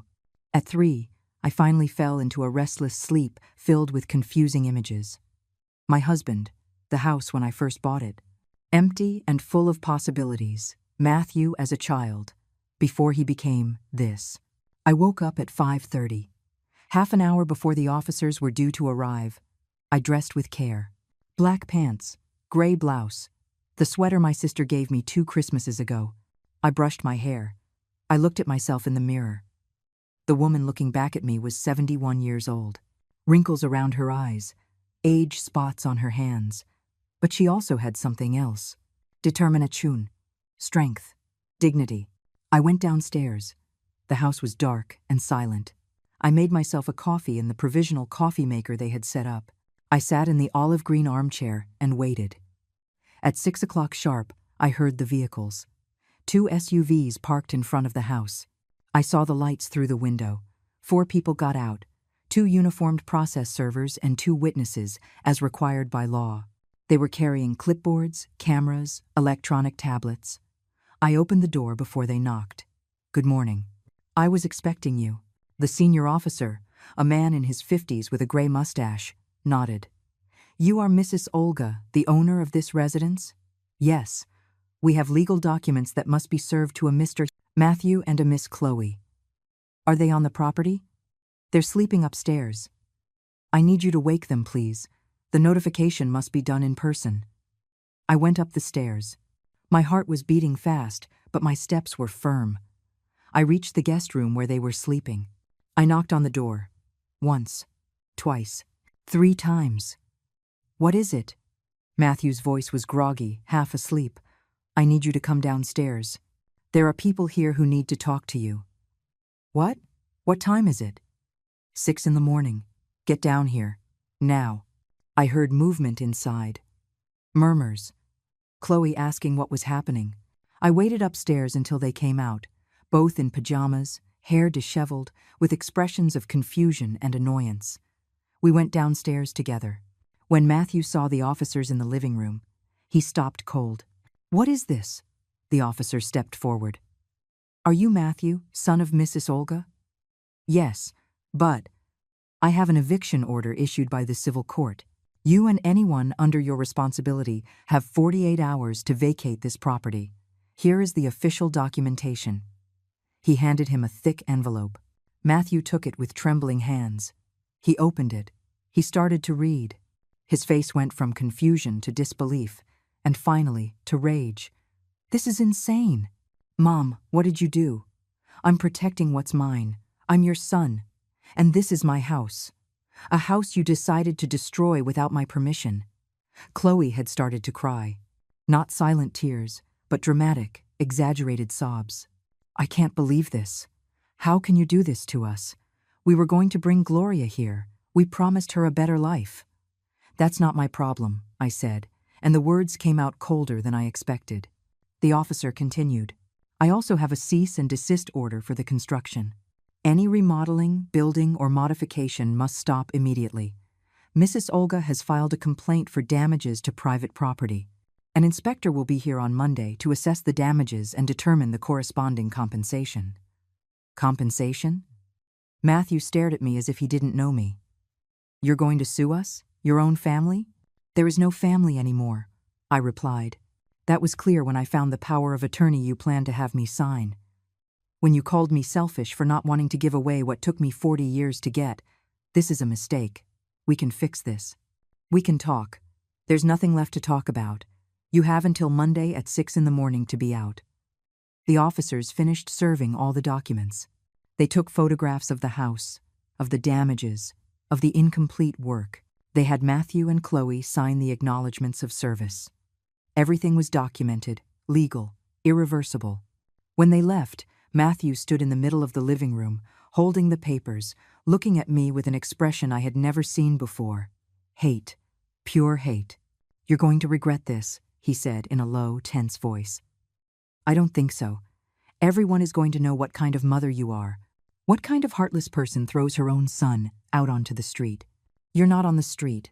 You have your apartment. You have your life. The only thing you don't have is my house. Chloe was still crying, now sitting on the floor, hugging her knees. We promised Gloria. What are we going to tell her? We already sold some of our furniture to pay the deposits for the work. Something in that sentence caught my attention. You sold your furniture to pay for the work? Matthew didn't answer. He looked away. With what money did you plan to finish the remodeling? The estimates total $120,000. Silence. Then I understood. They never had the money. They had planned to start the work and then convince me to pay, or to sign that power of attorney so they could mortgage my house and get the money. It had all been a trap from the beginning. Get out of my sight, I said finally. Pack your things and leave today. I don't want to see you here one more minute. We have 48 hours, Matthew spat. Legally, yes, but morally, you're no longer welcome here. I went up to my room and locked the door. I sat on the bed and finally, after 2 days of holding back, I let the tears come. I wasn't crying for them. I was crying for the family I thought I had, one that never really existed. I didn't leave my room all day. I listened to the comings and goings of Matthew and Chloe, their heavy footsteps up and down the stairs, the sound of boxes being dragged, doors slamming. Sometimes I heard Chloe on the phone, her sharp voice cutting through the walls. Words like cruel, unfair, ungrateful old woman reached me in fragments. I didn't care. I had crossed a line, and there was no turning back. For the first time in my life, I had chosen my peace over the approval of others. And even though it hurt, even though I felt that emptiness in my chest that comes with final goodbyes, I also felt something else, something light, freedom. At 5 in the afternoon, there was a knock on my door. It was Matthew again. Mom, I need to talk to you. Please. His voice sounded different. Softer. Almost pleading. I didn't answer. I heard him wait a few seconds and then walk away. His footsteps faded down the stairs. When it got dark, I finally went downstairs. The house was strangely silent. I went to the makeshift kitchen, made a cup of tea, and sat in my armchair. From there, I could see Matthew's truck loaded with suitcases and boxes. Chloe was sitting in the passenger seat, staring at her phone, illuminated by the screen's glow. Matthew came out of the house with another box. He saw me in the armchair. He stopped. We're almost done. We're leaving tonight. I nodded without saying anything. Chloe is devastated. Her parents are, too. We had to tell Gloria the house wasn't available after all. She cried for an hour. It was never available, Matthew, because it was never yours to begin with. You know what the worst part of all this is? He took a step closer. I thought you were different. I thought, despite everything, my mother was a good person. But it turns out, you only care about yourself. I only care about myself. I set the teacup on the table. I worked double shifts for years to pay for your college.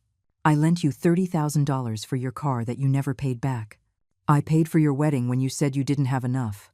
And now, because I won't let you steal my house, I'm selfish. We weren't stealing anything. We just wanted to share. Sharing is when you ask permission. What you did was an invasion. Whatever you want to call it." He lifted the box again. "But don't think this is over. Everyone is going to know what you did. Your friends, the neighbors, the family.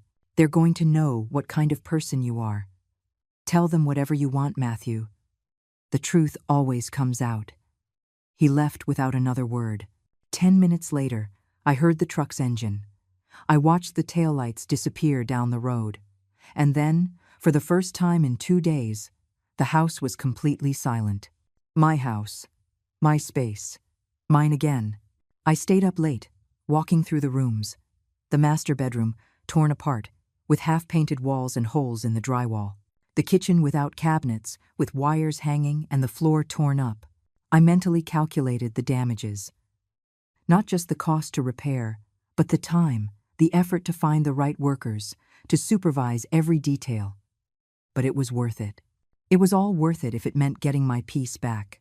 On Sunday, I woke to the sound of the waves. I opened all the windows. I let the fresh sea air pour in. I called Gregory. "How are you?" he asked. "Better. They're gone. Matthew and Chloe. Left last night. They didn't wait the 48 hours. Good. The inspector is coming tomorrow, Monday, at 9. He'll document everything.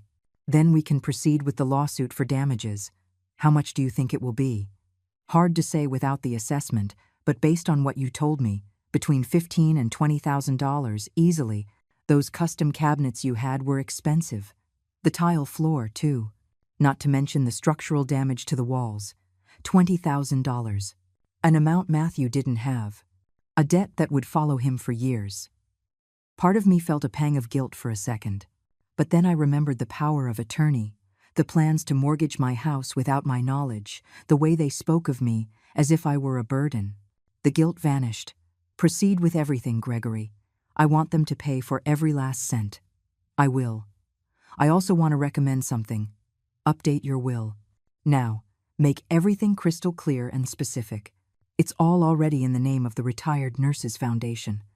"I know, but let's add stronger clauses, specifying that no family member can contest the will, that any attempt to do so will result in automatic disqualification. There are legal ways to armor plate your wishes. Do it, whatever it takes." I hung up and went out to the deck. The sea was calm, glittering under the morning Sunday. For the first time in days, I allowed myself to just be there, breathing, existing without tension. My phone rang. An unknown number. I hesitated but answered. "Olga?" It was a woman's voice, older, with an accent similar to mine, but rougher. "Who's speaking?" "It's Gloria, Chloe's mom." My body tensed immediately. "How did you get my number?" "That doesn't matter. I need to talk to you, woman to woman, mother to mother. We have nothing to talk about. Please, just hear me out for 1 minute." Her voice sounded tired, weak. "I know what happened. I know Matthew and Chloe made mistakes. But I had nothing to do with that. I'm just a sick woman who dreamed of living her last years by the sea. I'm sorry for your situation, but that's not my responsibility. I'm 73 years old. Heart problems. Asthma. The doctors say the city air is killing me. When Chloe told me they had gotten a house on the beach, I thought it was a miracle. I sold my few things. I told my friends I was moving. And now?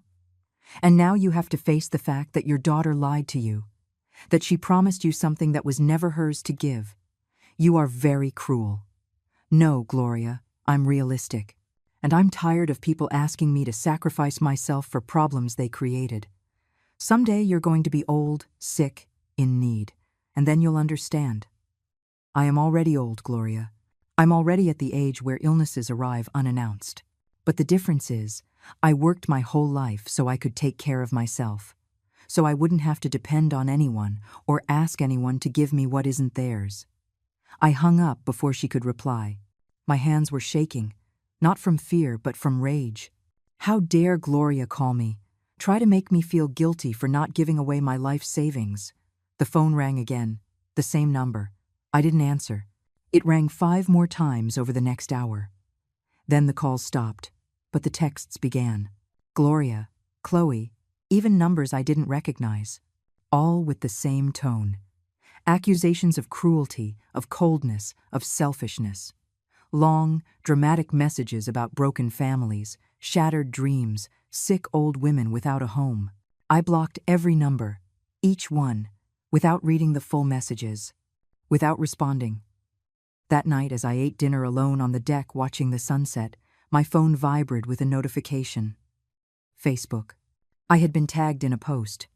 It was from Chloe. I opened it. It was a photo of Gloria, sitting in what looked like a hospital bed, wearing an oxygen mask. The text read, "My mother is hospitalized with an asthma attack. All from the stress of losing the home we promised her, thanks to the cruelty of certain people who only think of themselves.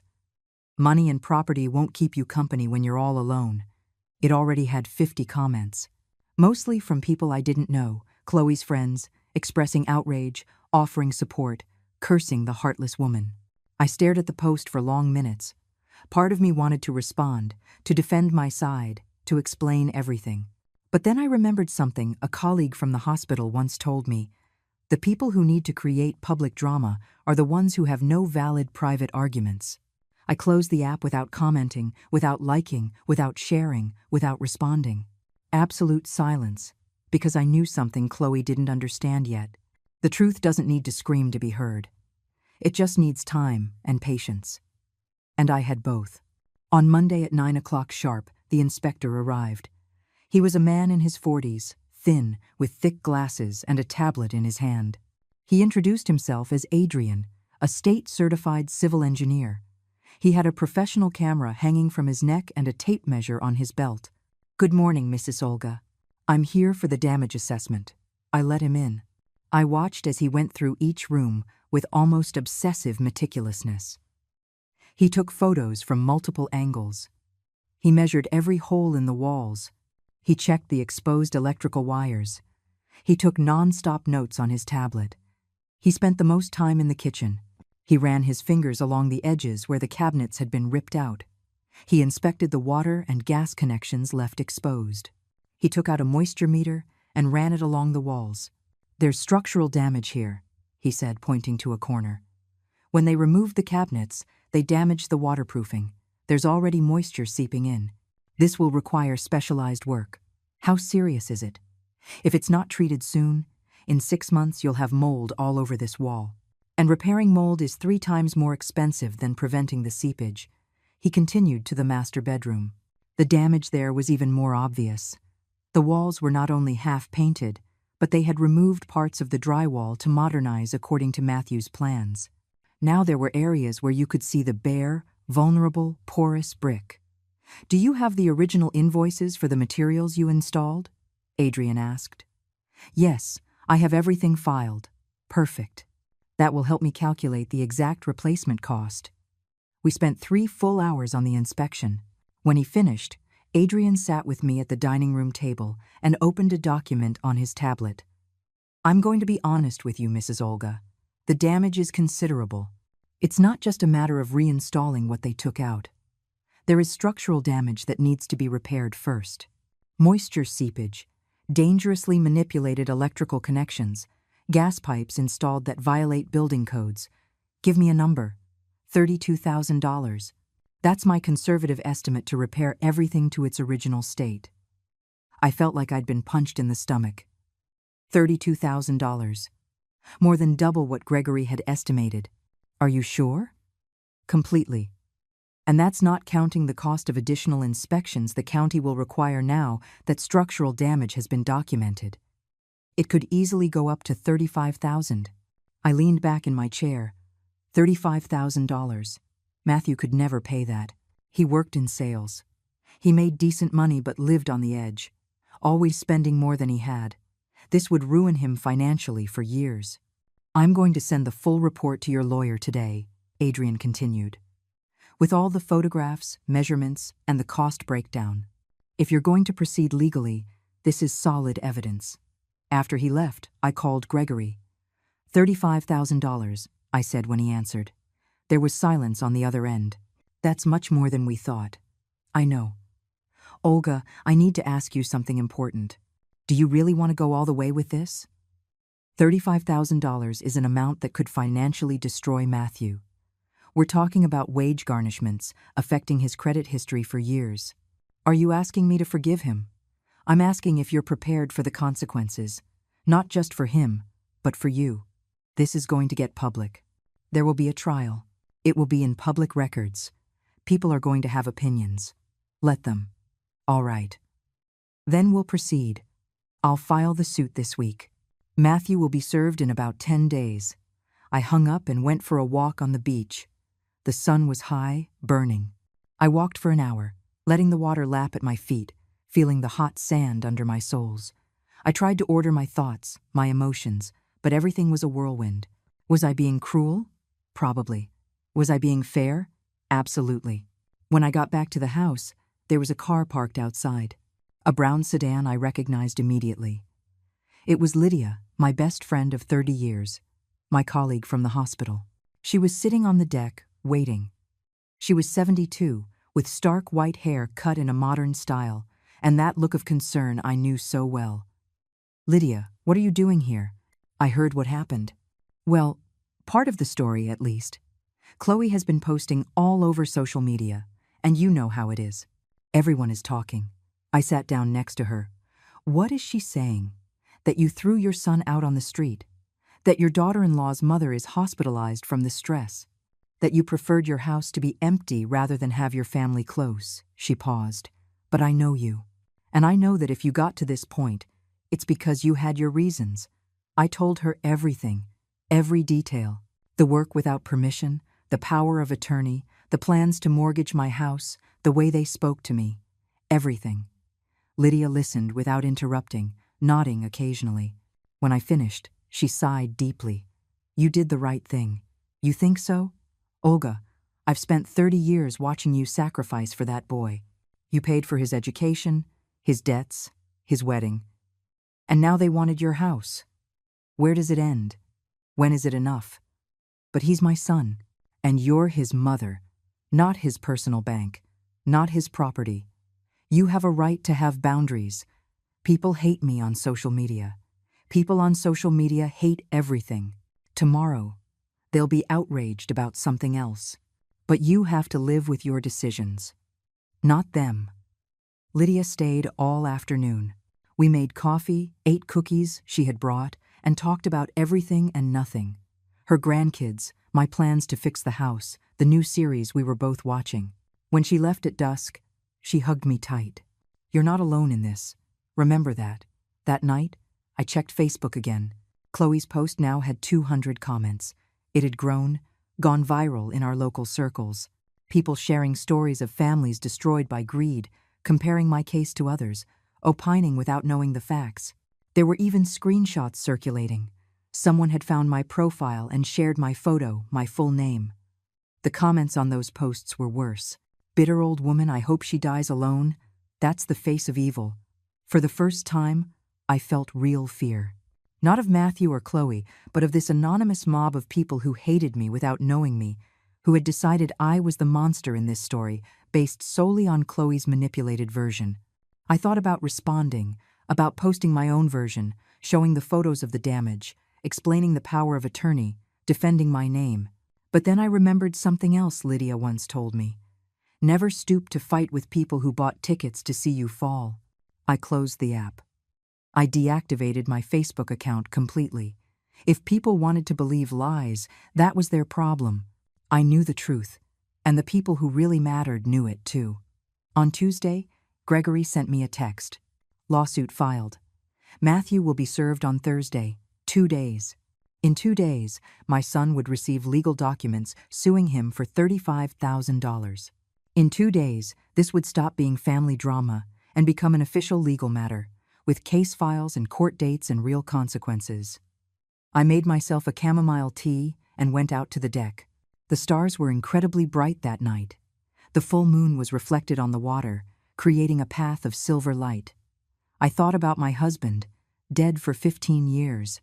I thought about everything we had planned for our old age, plans that evaporated when the hidden debts came to light after his funeral. I thought about how I had to rebuild my life from scratch at 56, working extra shifts, saving every penny, finally buying this house with my own effort. No one gave me anything. No one made my path easy. And now that I finally had something of my own, something I earned with my sweat, I was supposed to just hand it over without a fight. No, never again. On Thursday afternoon, Matthew called. I didn't answer. He called 4 more times. Then the texts came. I got the lawsuit. I can't believe you went this far. $35,000. Mom, do you know what that means? I'm going to lose everything. There's still time to fix this. Drop the lawsuit and let's talk. I didn't answer any of them. I blocked his number, too. That night, I slept soundly for the first time in weeks. No nightmares, no waking up every hour, no tightness in my chest. Because I had finally understood something fundamental. Choosing myself didn't make me a bad person. It made me free. The following week was strangely quiet. No calls, no texts, no drama. It was as if, after the lawsuit, everyone understood there was no turning back. Or maybe they were just regrouping, planning their next move. I hired a construction company to start the repairs. The foreman, a man named Vince, around 60, with huge hands and a gravelly voice, inspected the damage and whistled low. Whoever did this had no idea what they were doing. Look here. They cut a load-bearing wire without even shutting off the breaker. They could have started a fire. How long will it take to fix everything? 6 weeks, minimum, maybe 8. We have to wait for the county to approve the structural repair permits before we can start on the cosmetic stuff. Go ahead, do what you have to do. The workers arrived the following Monday. The sound of drills and hammers filled the house again. But this time it was different. This time, I was in control. This time, every decision went through me. Vince consulted me on everything. The paint color, the style of the cabinets, the type of tile for the floor. I showed him photographs of how it was before, and he promised to leave it better than the original. It's going to be beautiful, Mrs. Olga. You'll see. 2 weeks after filing the suit, Gregory called. Matthew wants to negotiate. Negotiate what? He's offering to pay $10,000 if you drop the lawsuit. He says it's all he can get. The debt is $35,000. I know. But he argues he doesn't have any more. That he had to borrow from a bank to scrape together that $10,000. That if you insist on the full amount, he'll have to declare bankruptcy. That's not my problem. Legally, no. But Olga, I need you to understand something. If he goes bankrupt, you won't see a cent. On the other hand, if you accept the $10,000 now, at least you recover something. It's not about the money, Gregory. It was never about the money. I know, but I had to present the offer. It's my obligation as your lawyer. Tell him no. Either he pays the $35,000 or we'll see him in court. There was a long pause. All right, I'll communicate your decision.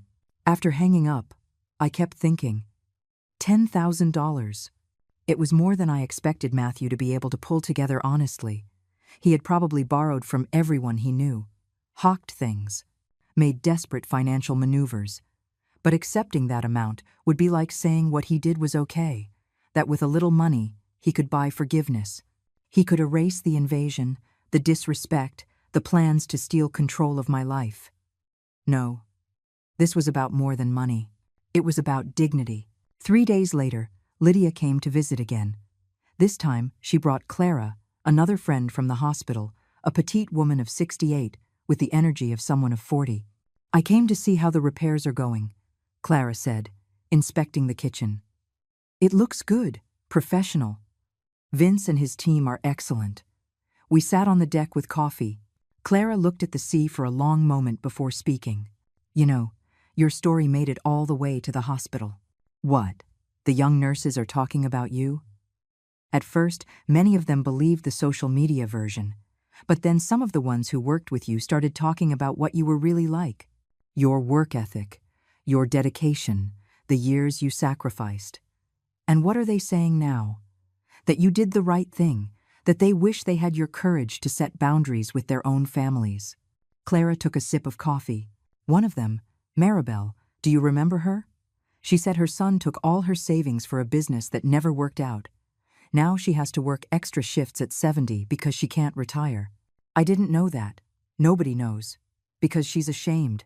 But you have nothing to be ashamed of, Olga.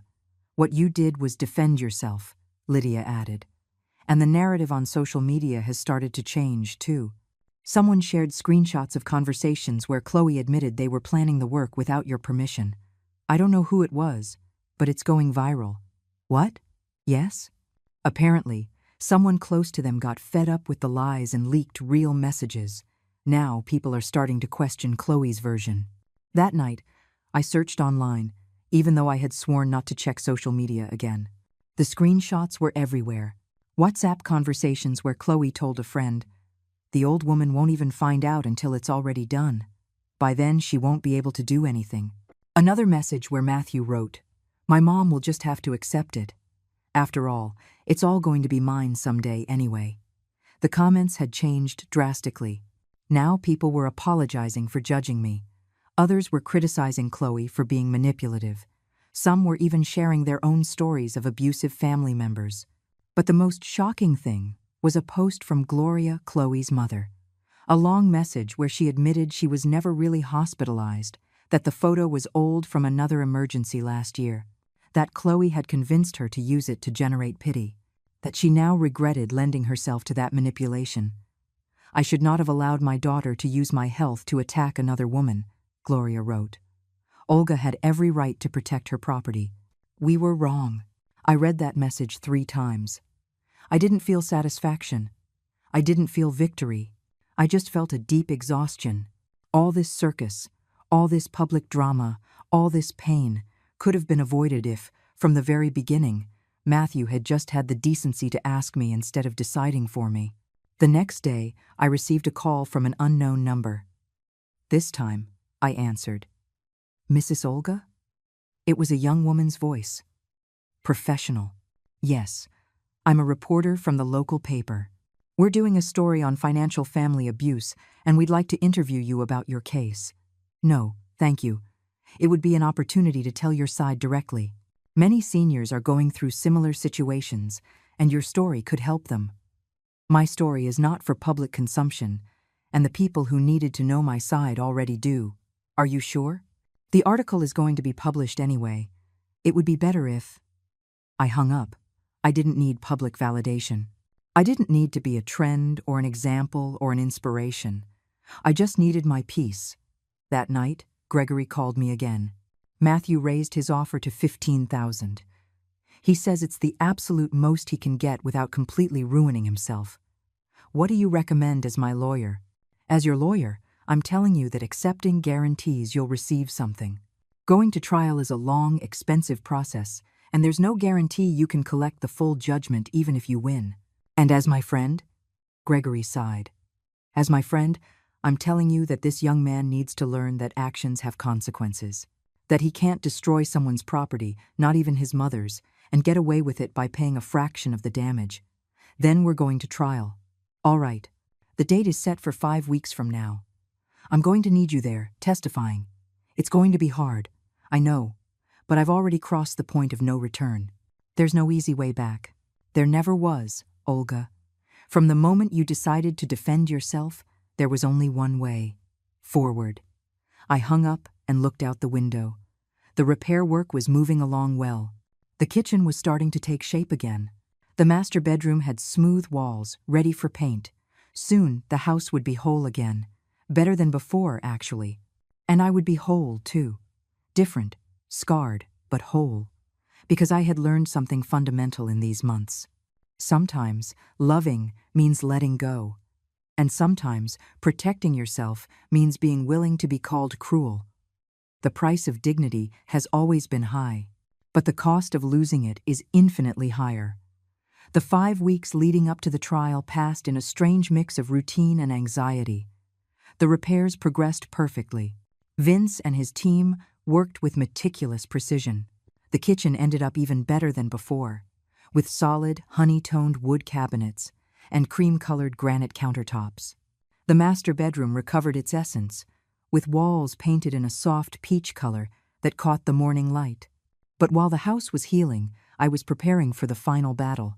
Gregory came by every week to go over my testimony. He asked me the questions Matthew's lawyer would likely ask. The difficult ones, the personal ones, the ones designed to make me look like the villain.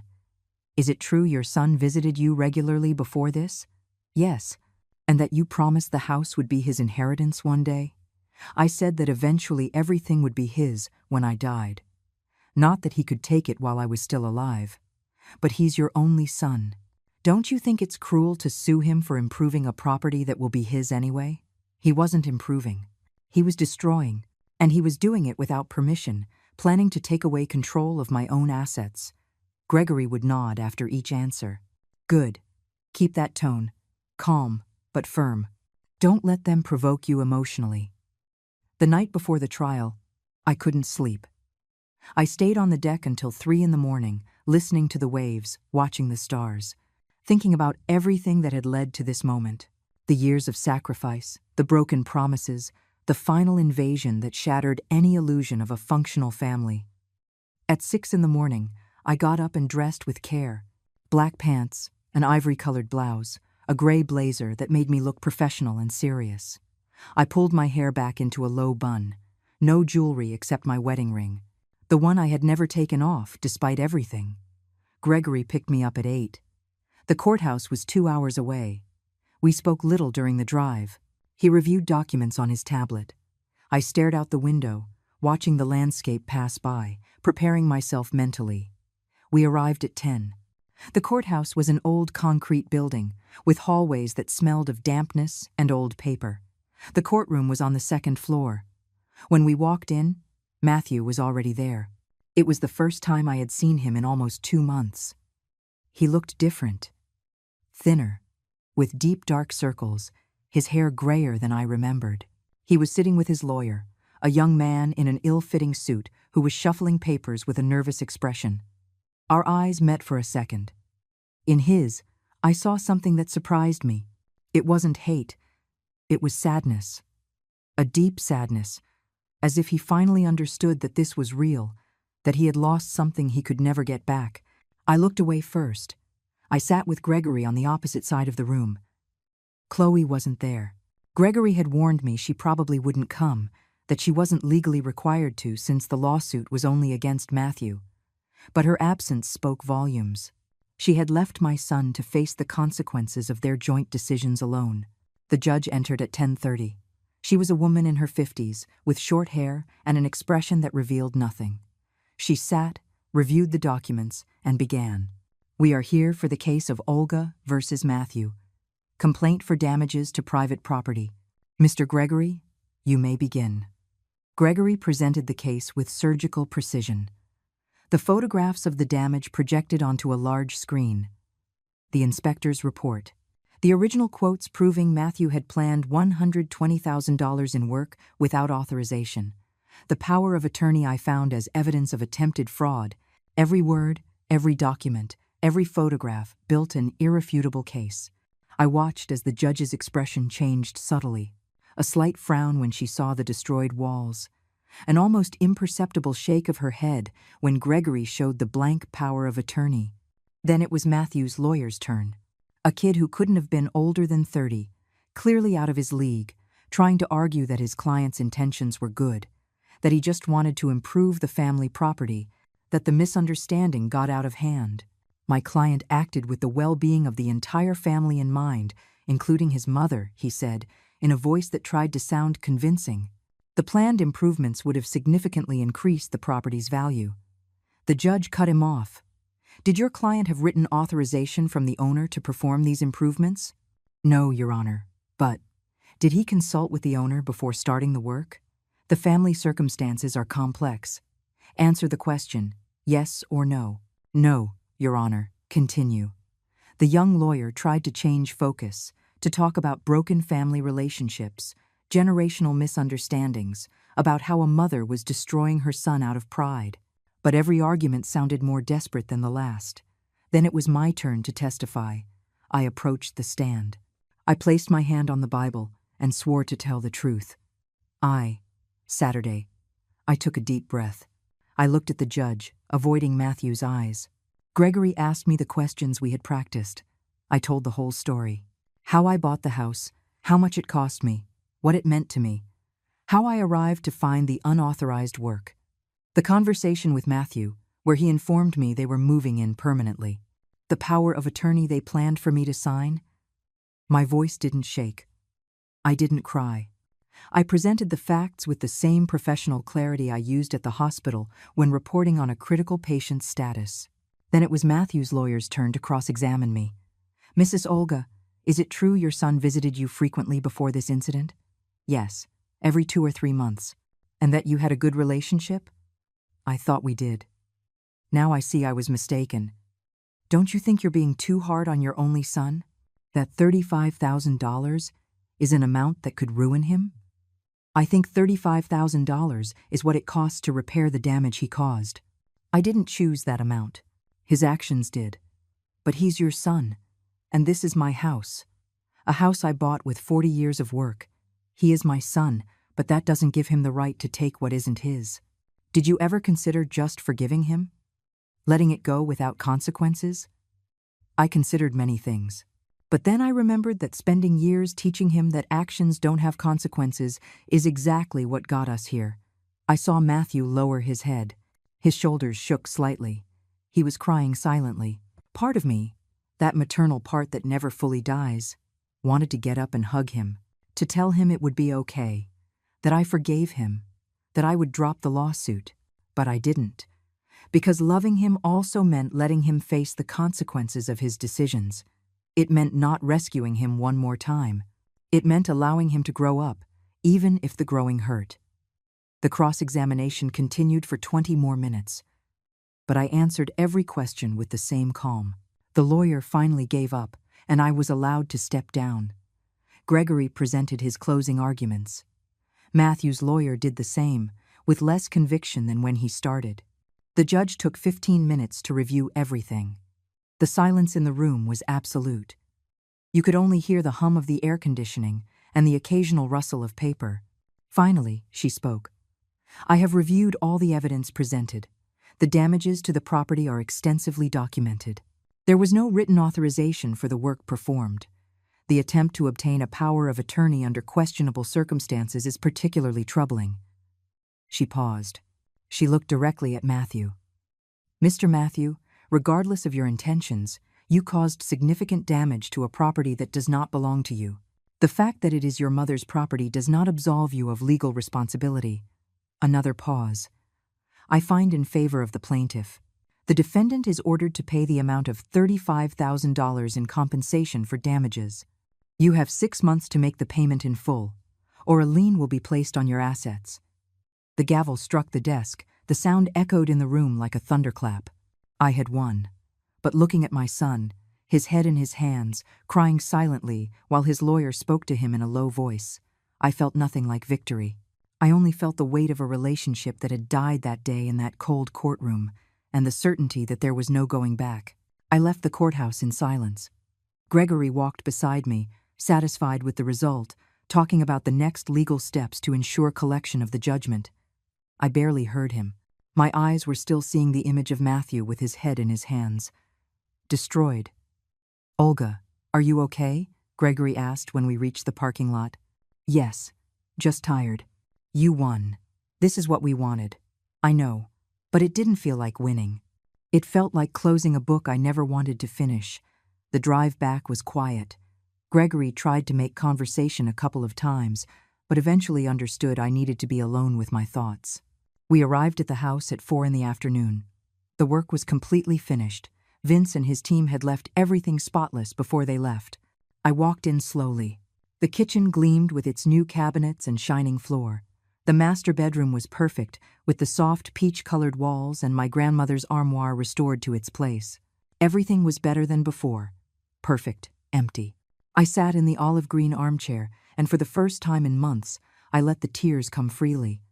I cried for the family I lost, for the son I thought I had, who turned out to be a stranger, for the years wasted believing that sacrifice earned gratitude. The phone rang. It was Lydia. "How did it go?" "I won. $35,000. 6 months to pay." "Olga, that's good. It's justice." "Then why doesn't it feel like it?" "Because you're a mother. And even though he betrayed you, even though he hurt you, you still love him. That doesn't go away with a court judgment. I should hate him, but you don't. And that makes you human, not weak." We talked for an hour. Lydia told me stories from the hospital. meaningless gossip, everyday things that anchored me back to reality. When we hung up, I felt a little better. Not good, but better. That night, I made dinner for the first time in weeks. Simple pasta with tomato sauce, a salad, toasted bread. I ate on the deck, watching the sunset. The sky was painted in oranges and pinks as the sun sank into the horizon. Over the next few days, I tried to establish a new routine. Morning walks on the beach, reading in the afternoons, calls with Lydia and Clara, trying to fill the void with activities, with movement, with anything to distract me from the deafening silence. 2 weeks after the trial, I received a certified envelope in the mail. I opened it with trembling hands. It was a check, $15,000, and a handwritten letter on crumpled paper. Mom, this is all the money I could get for now. I sold my car, took out loans. I asked everyone I could for help. I will pay the other $20,000 in monthly installments over the next few months. I know you don't believe me, but I will. Not because the law is forcing me, but because I need to prove to you that I still have some dignity. I know I hurt you. I know I betrayed your trust. And I know you'll probably never forgive me. But I need you to know that I get it. I understood that what we did was wrong, that we were selfish, manipulative, and cruel. Chloe and I are getting a divorce. She never accepted that what we did was wrong. She still blames you for everything. I was finally able to see the truth. I worked my whole life with the expectation that your property would one day be mine, and it made me feel entitled to it ahead of time. I never valued your effort, because I always saw your achievements as my future inheritance. You were right about everything, and I am deeply sorry I put you through this. I don't expect forgiveness. I just wanted you to know that I am paying and that I finally learned the lesson. Your son, Matthew. I read the letter 3 times. The words blurred through the tears that fell onto the paper. It wasn't a full apology. It didn't erase the damage, but it was something. It was acknowledgement. It was a start. I put the check away. I put the letter away. And for the first time, I considered the possibility that maybe, in some distant future, there could be something like forgiveness. But not now. Not yet. The following week, Matthew kept his word. Every month, a check arrived. $1,000. Sometimes $1,500 when he could manage more. Never with a letter. Just the money and a brief note. Month 1, month 2, month 3. I deposited each check and kept the notes in a box. I didn't respond. I didn't call. I simply received and waited. The story eventually faded from social media. Other controversies, other dramas took its place. People forgot, as they always do. But the people close to me didn't forget. Lydia and Clara continued to visit regularly. Other former colleagues from the hospital started coming by, too. The beach house became a gathering place for women of my generation, all with similar stories of complicated families, of violated boundaries, of having to choose between being loved and being respected. We shared coffee, stories, laughter. And in those gatherings, I found something I didn't expect. A new family. A chosen one, not one imposed by blood. 6 months after the trial, the debt was paid. Matthew had fulfilled every last cent. The last check came with a longer note. Mom, today I finished paying what I owed you. I know the money doesn't repair the emotional damage, but it was the only tangible thing I could do. I've been in therapy these past few months, working on understanding why I acted that way, why I felt so entitled to your life. I'm better, different. I'm not asking you to believe me, only that someday, if you want, you give me the chance to show you. I'm going to respect your space. I won't call or visit unless you ask. But I want you to know that I understood. I finally understood that being your son didn't give me rights over your life. I love you, Mom, even if I don't have the right to say it anymore. Matthew. I put the letter with the others. The box was full now, of notes, cash checks, evidence of a debt paid. That night, I went out to the deck with a glass of wine. The sea was calm, reflecting the full moon like a liquid mirror. I thought about the entire journey. The pain, the betrayal, the legal battle, the loneliness. And I realized something fundamental. I had survived. More than that, I had prevailed. Not because I had won money or a court judgment, but because I had kept my dignity intact, because I had chosen to respect myself, even when it meant losing the people I loved. The house no longer felt empty.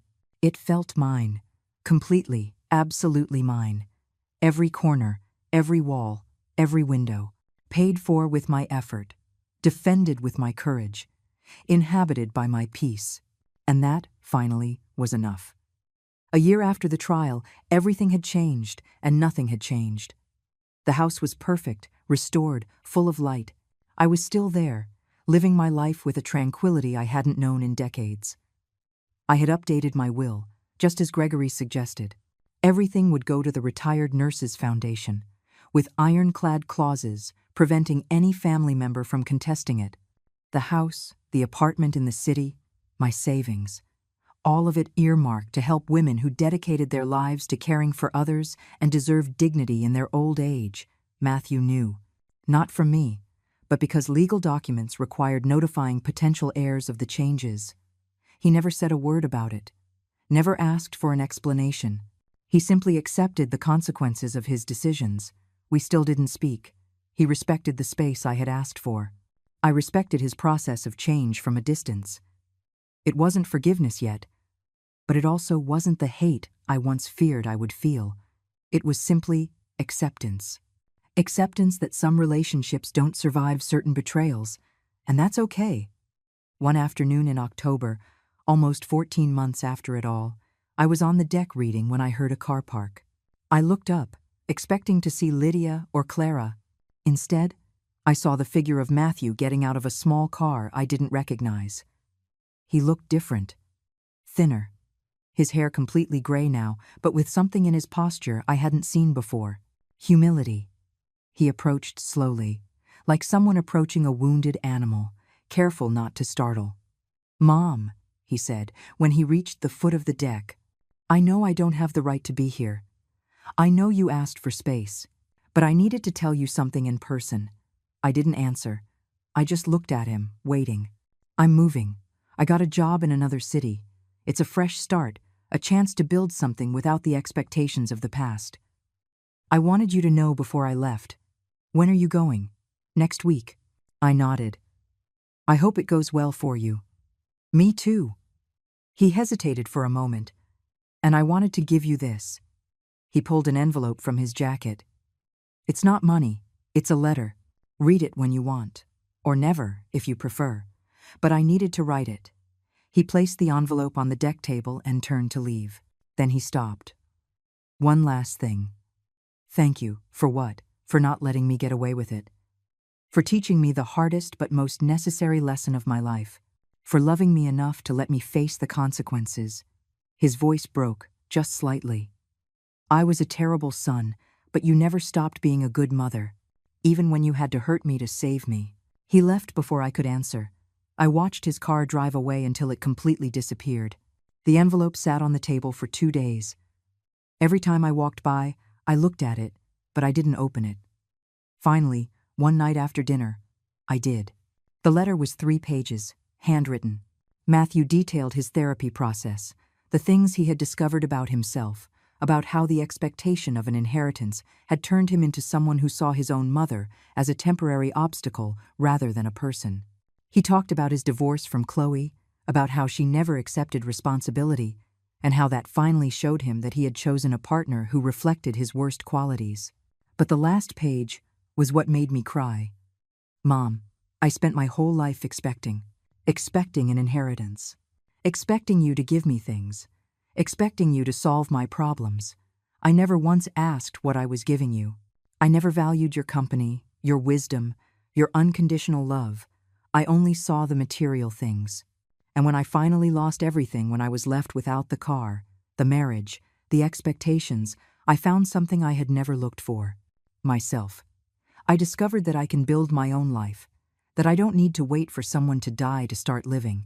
And that lesson, as painful as it was the greatest gift you could have ever given me. I don't know if you'll ever be able to forgive me. I don't know if we'll ever have a relationship again. But I need you to know that I respect you more now than ever. because you had the courage to set boundaries when I had no courage to respect any. I love you, Mom. And this time, I mean it with no expectations attached. I folded the letter carefully and put it in the box with the others. I went out to the deck and stared at the sea for hours. Would I forgive Matthew one day? I didn't know. Maybe, with time. Maybe never completely. But at least now, I could think of him without my chest tightening in rage. That was something. The following months, I continued my routine. The gatherings with my friends became weekly. The house filled with laughter, with stories, with life. I started teaching first aid classes to young people in town, passing on decades of medical experience to the new generation. For the first time in my life, I wasn't defined by my relationships. I wasn't Matthew's mother, or anyone's wife, or the nurse from the hospital. I was just Olga, a 72-year-old woman who had fought for her dignity and won. One afternoon, almost 2 years after everything, I received a text message from a new number. Mom, it's me. I know you asked for space and I've respected it. I just wanted you to know that I'm doing well. I have a stable job, a small apartment, a simple life. I've been debt-free for 6 months. For the first time, I'm actually proud of myself. You don't need to respond. I just wanted you to know. I love you. I stared at the message for a long time. My fingers hovered over the keyboard, hesitating. Finally, I typed something brief. I'm glad for you. Take care. It wasn't reconciliation. It wasn't full forgiveness. But it was a bridge, a small, fragile one, but a real one. I put the phone away and went out to my favorite spot on the deck. The sun was setting over the ocean, painting the sky in colors that never repeated themselves exactly. Every sunset was unique, unrepeatable, beautiful in its own way, just like this life I had built. It wasn't the family I had imagined as a young woman. It wasn't the fairy tale ending where everyone forgives and lives happily ever after. It was something realer, more complicated, more honest.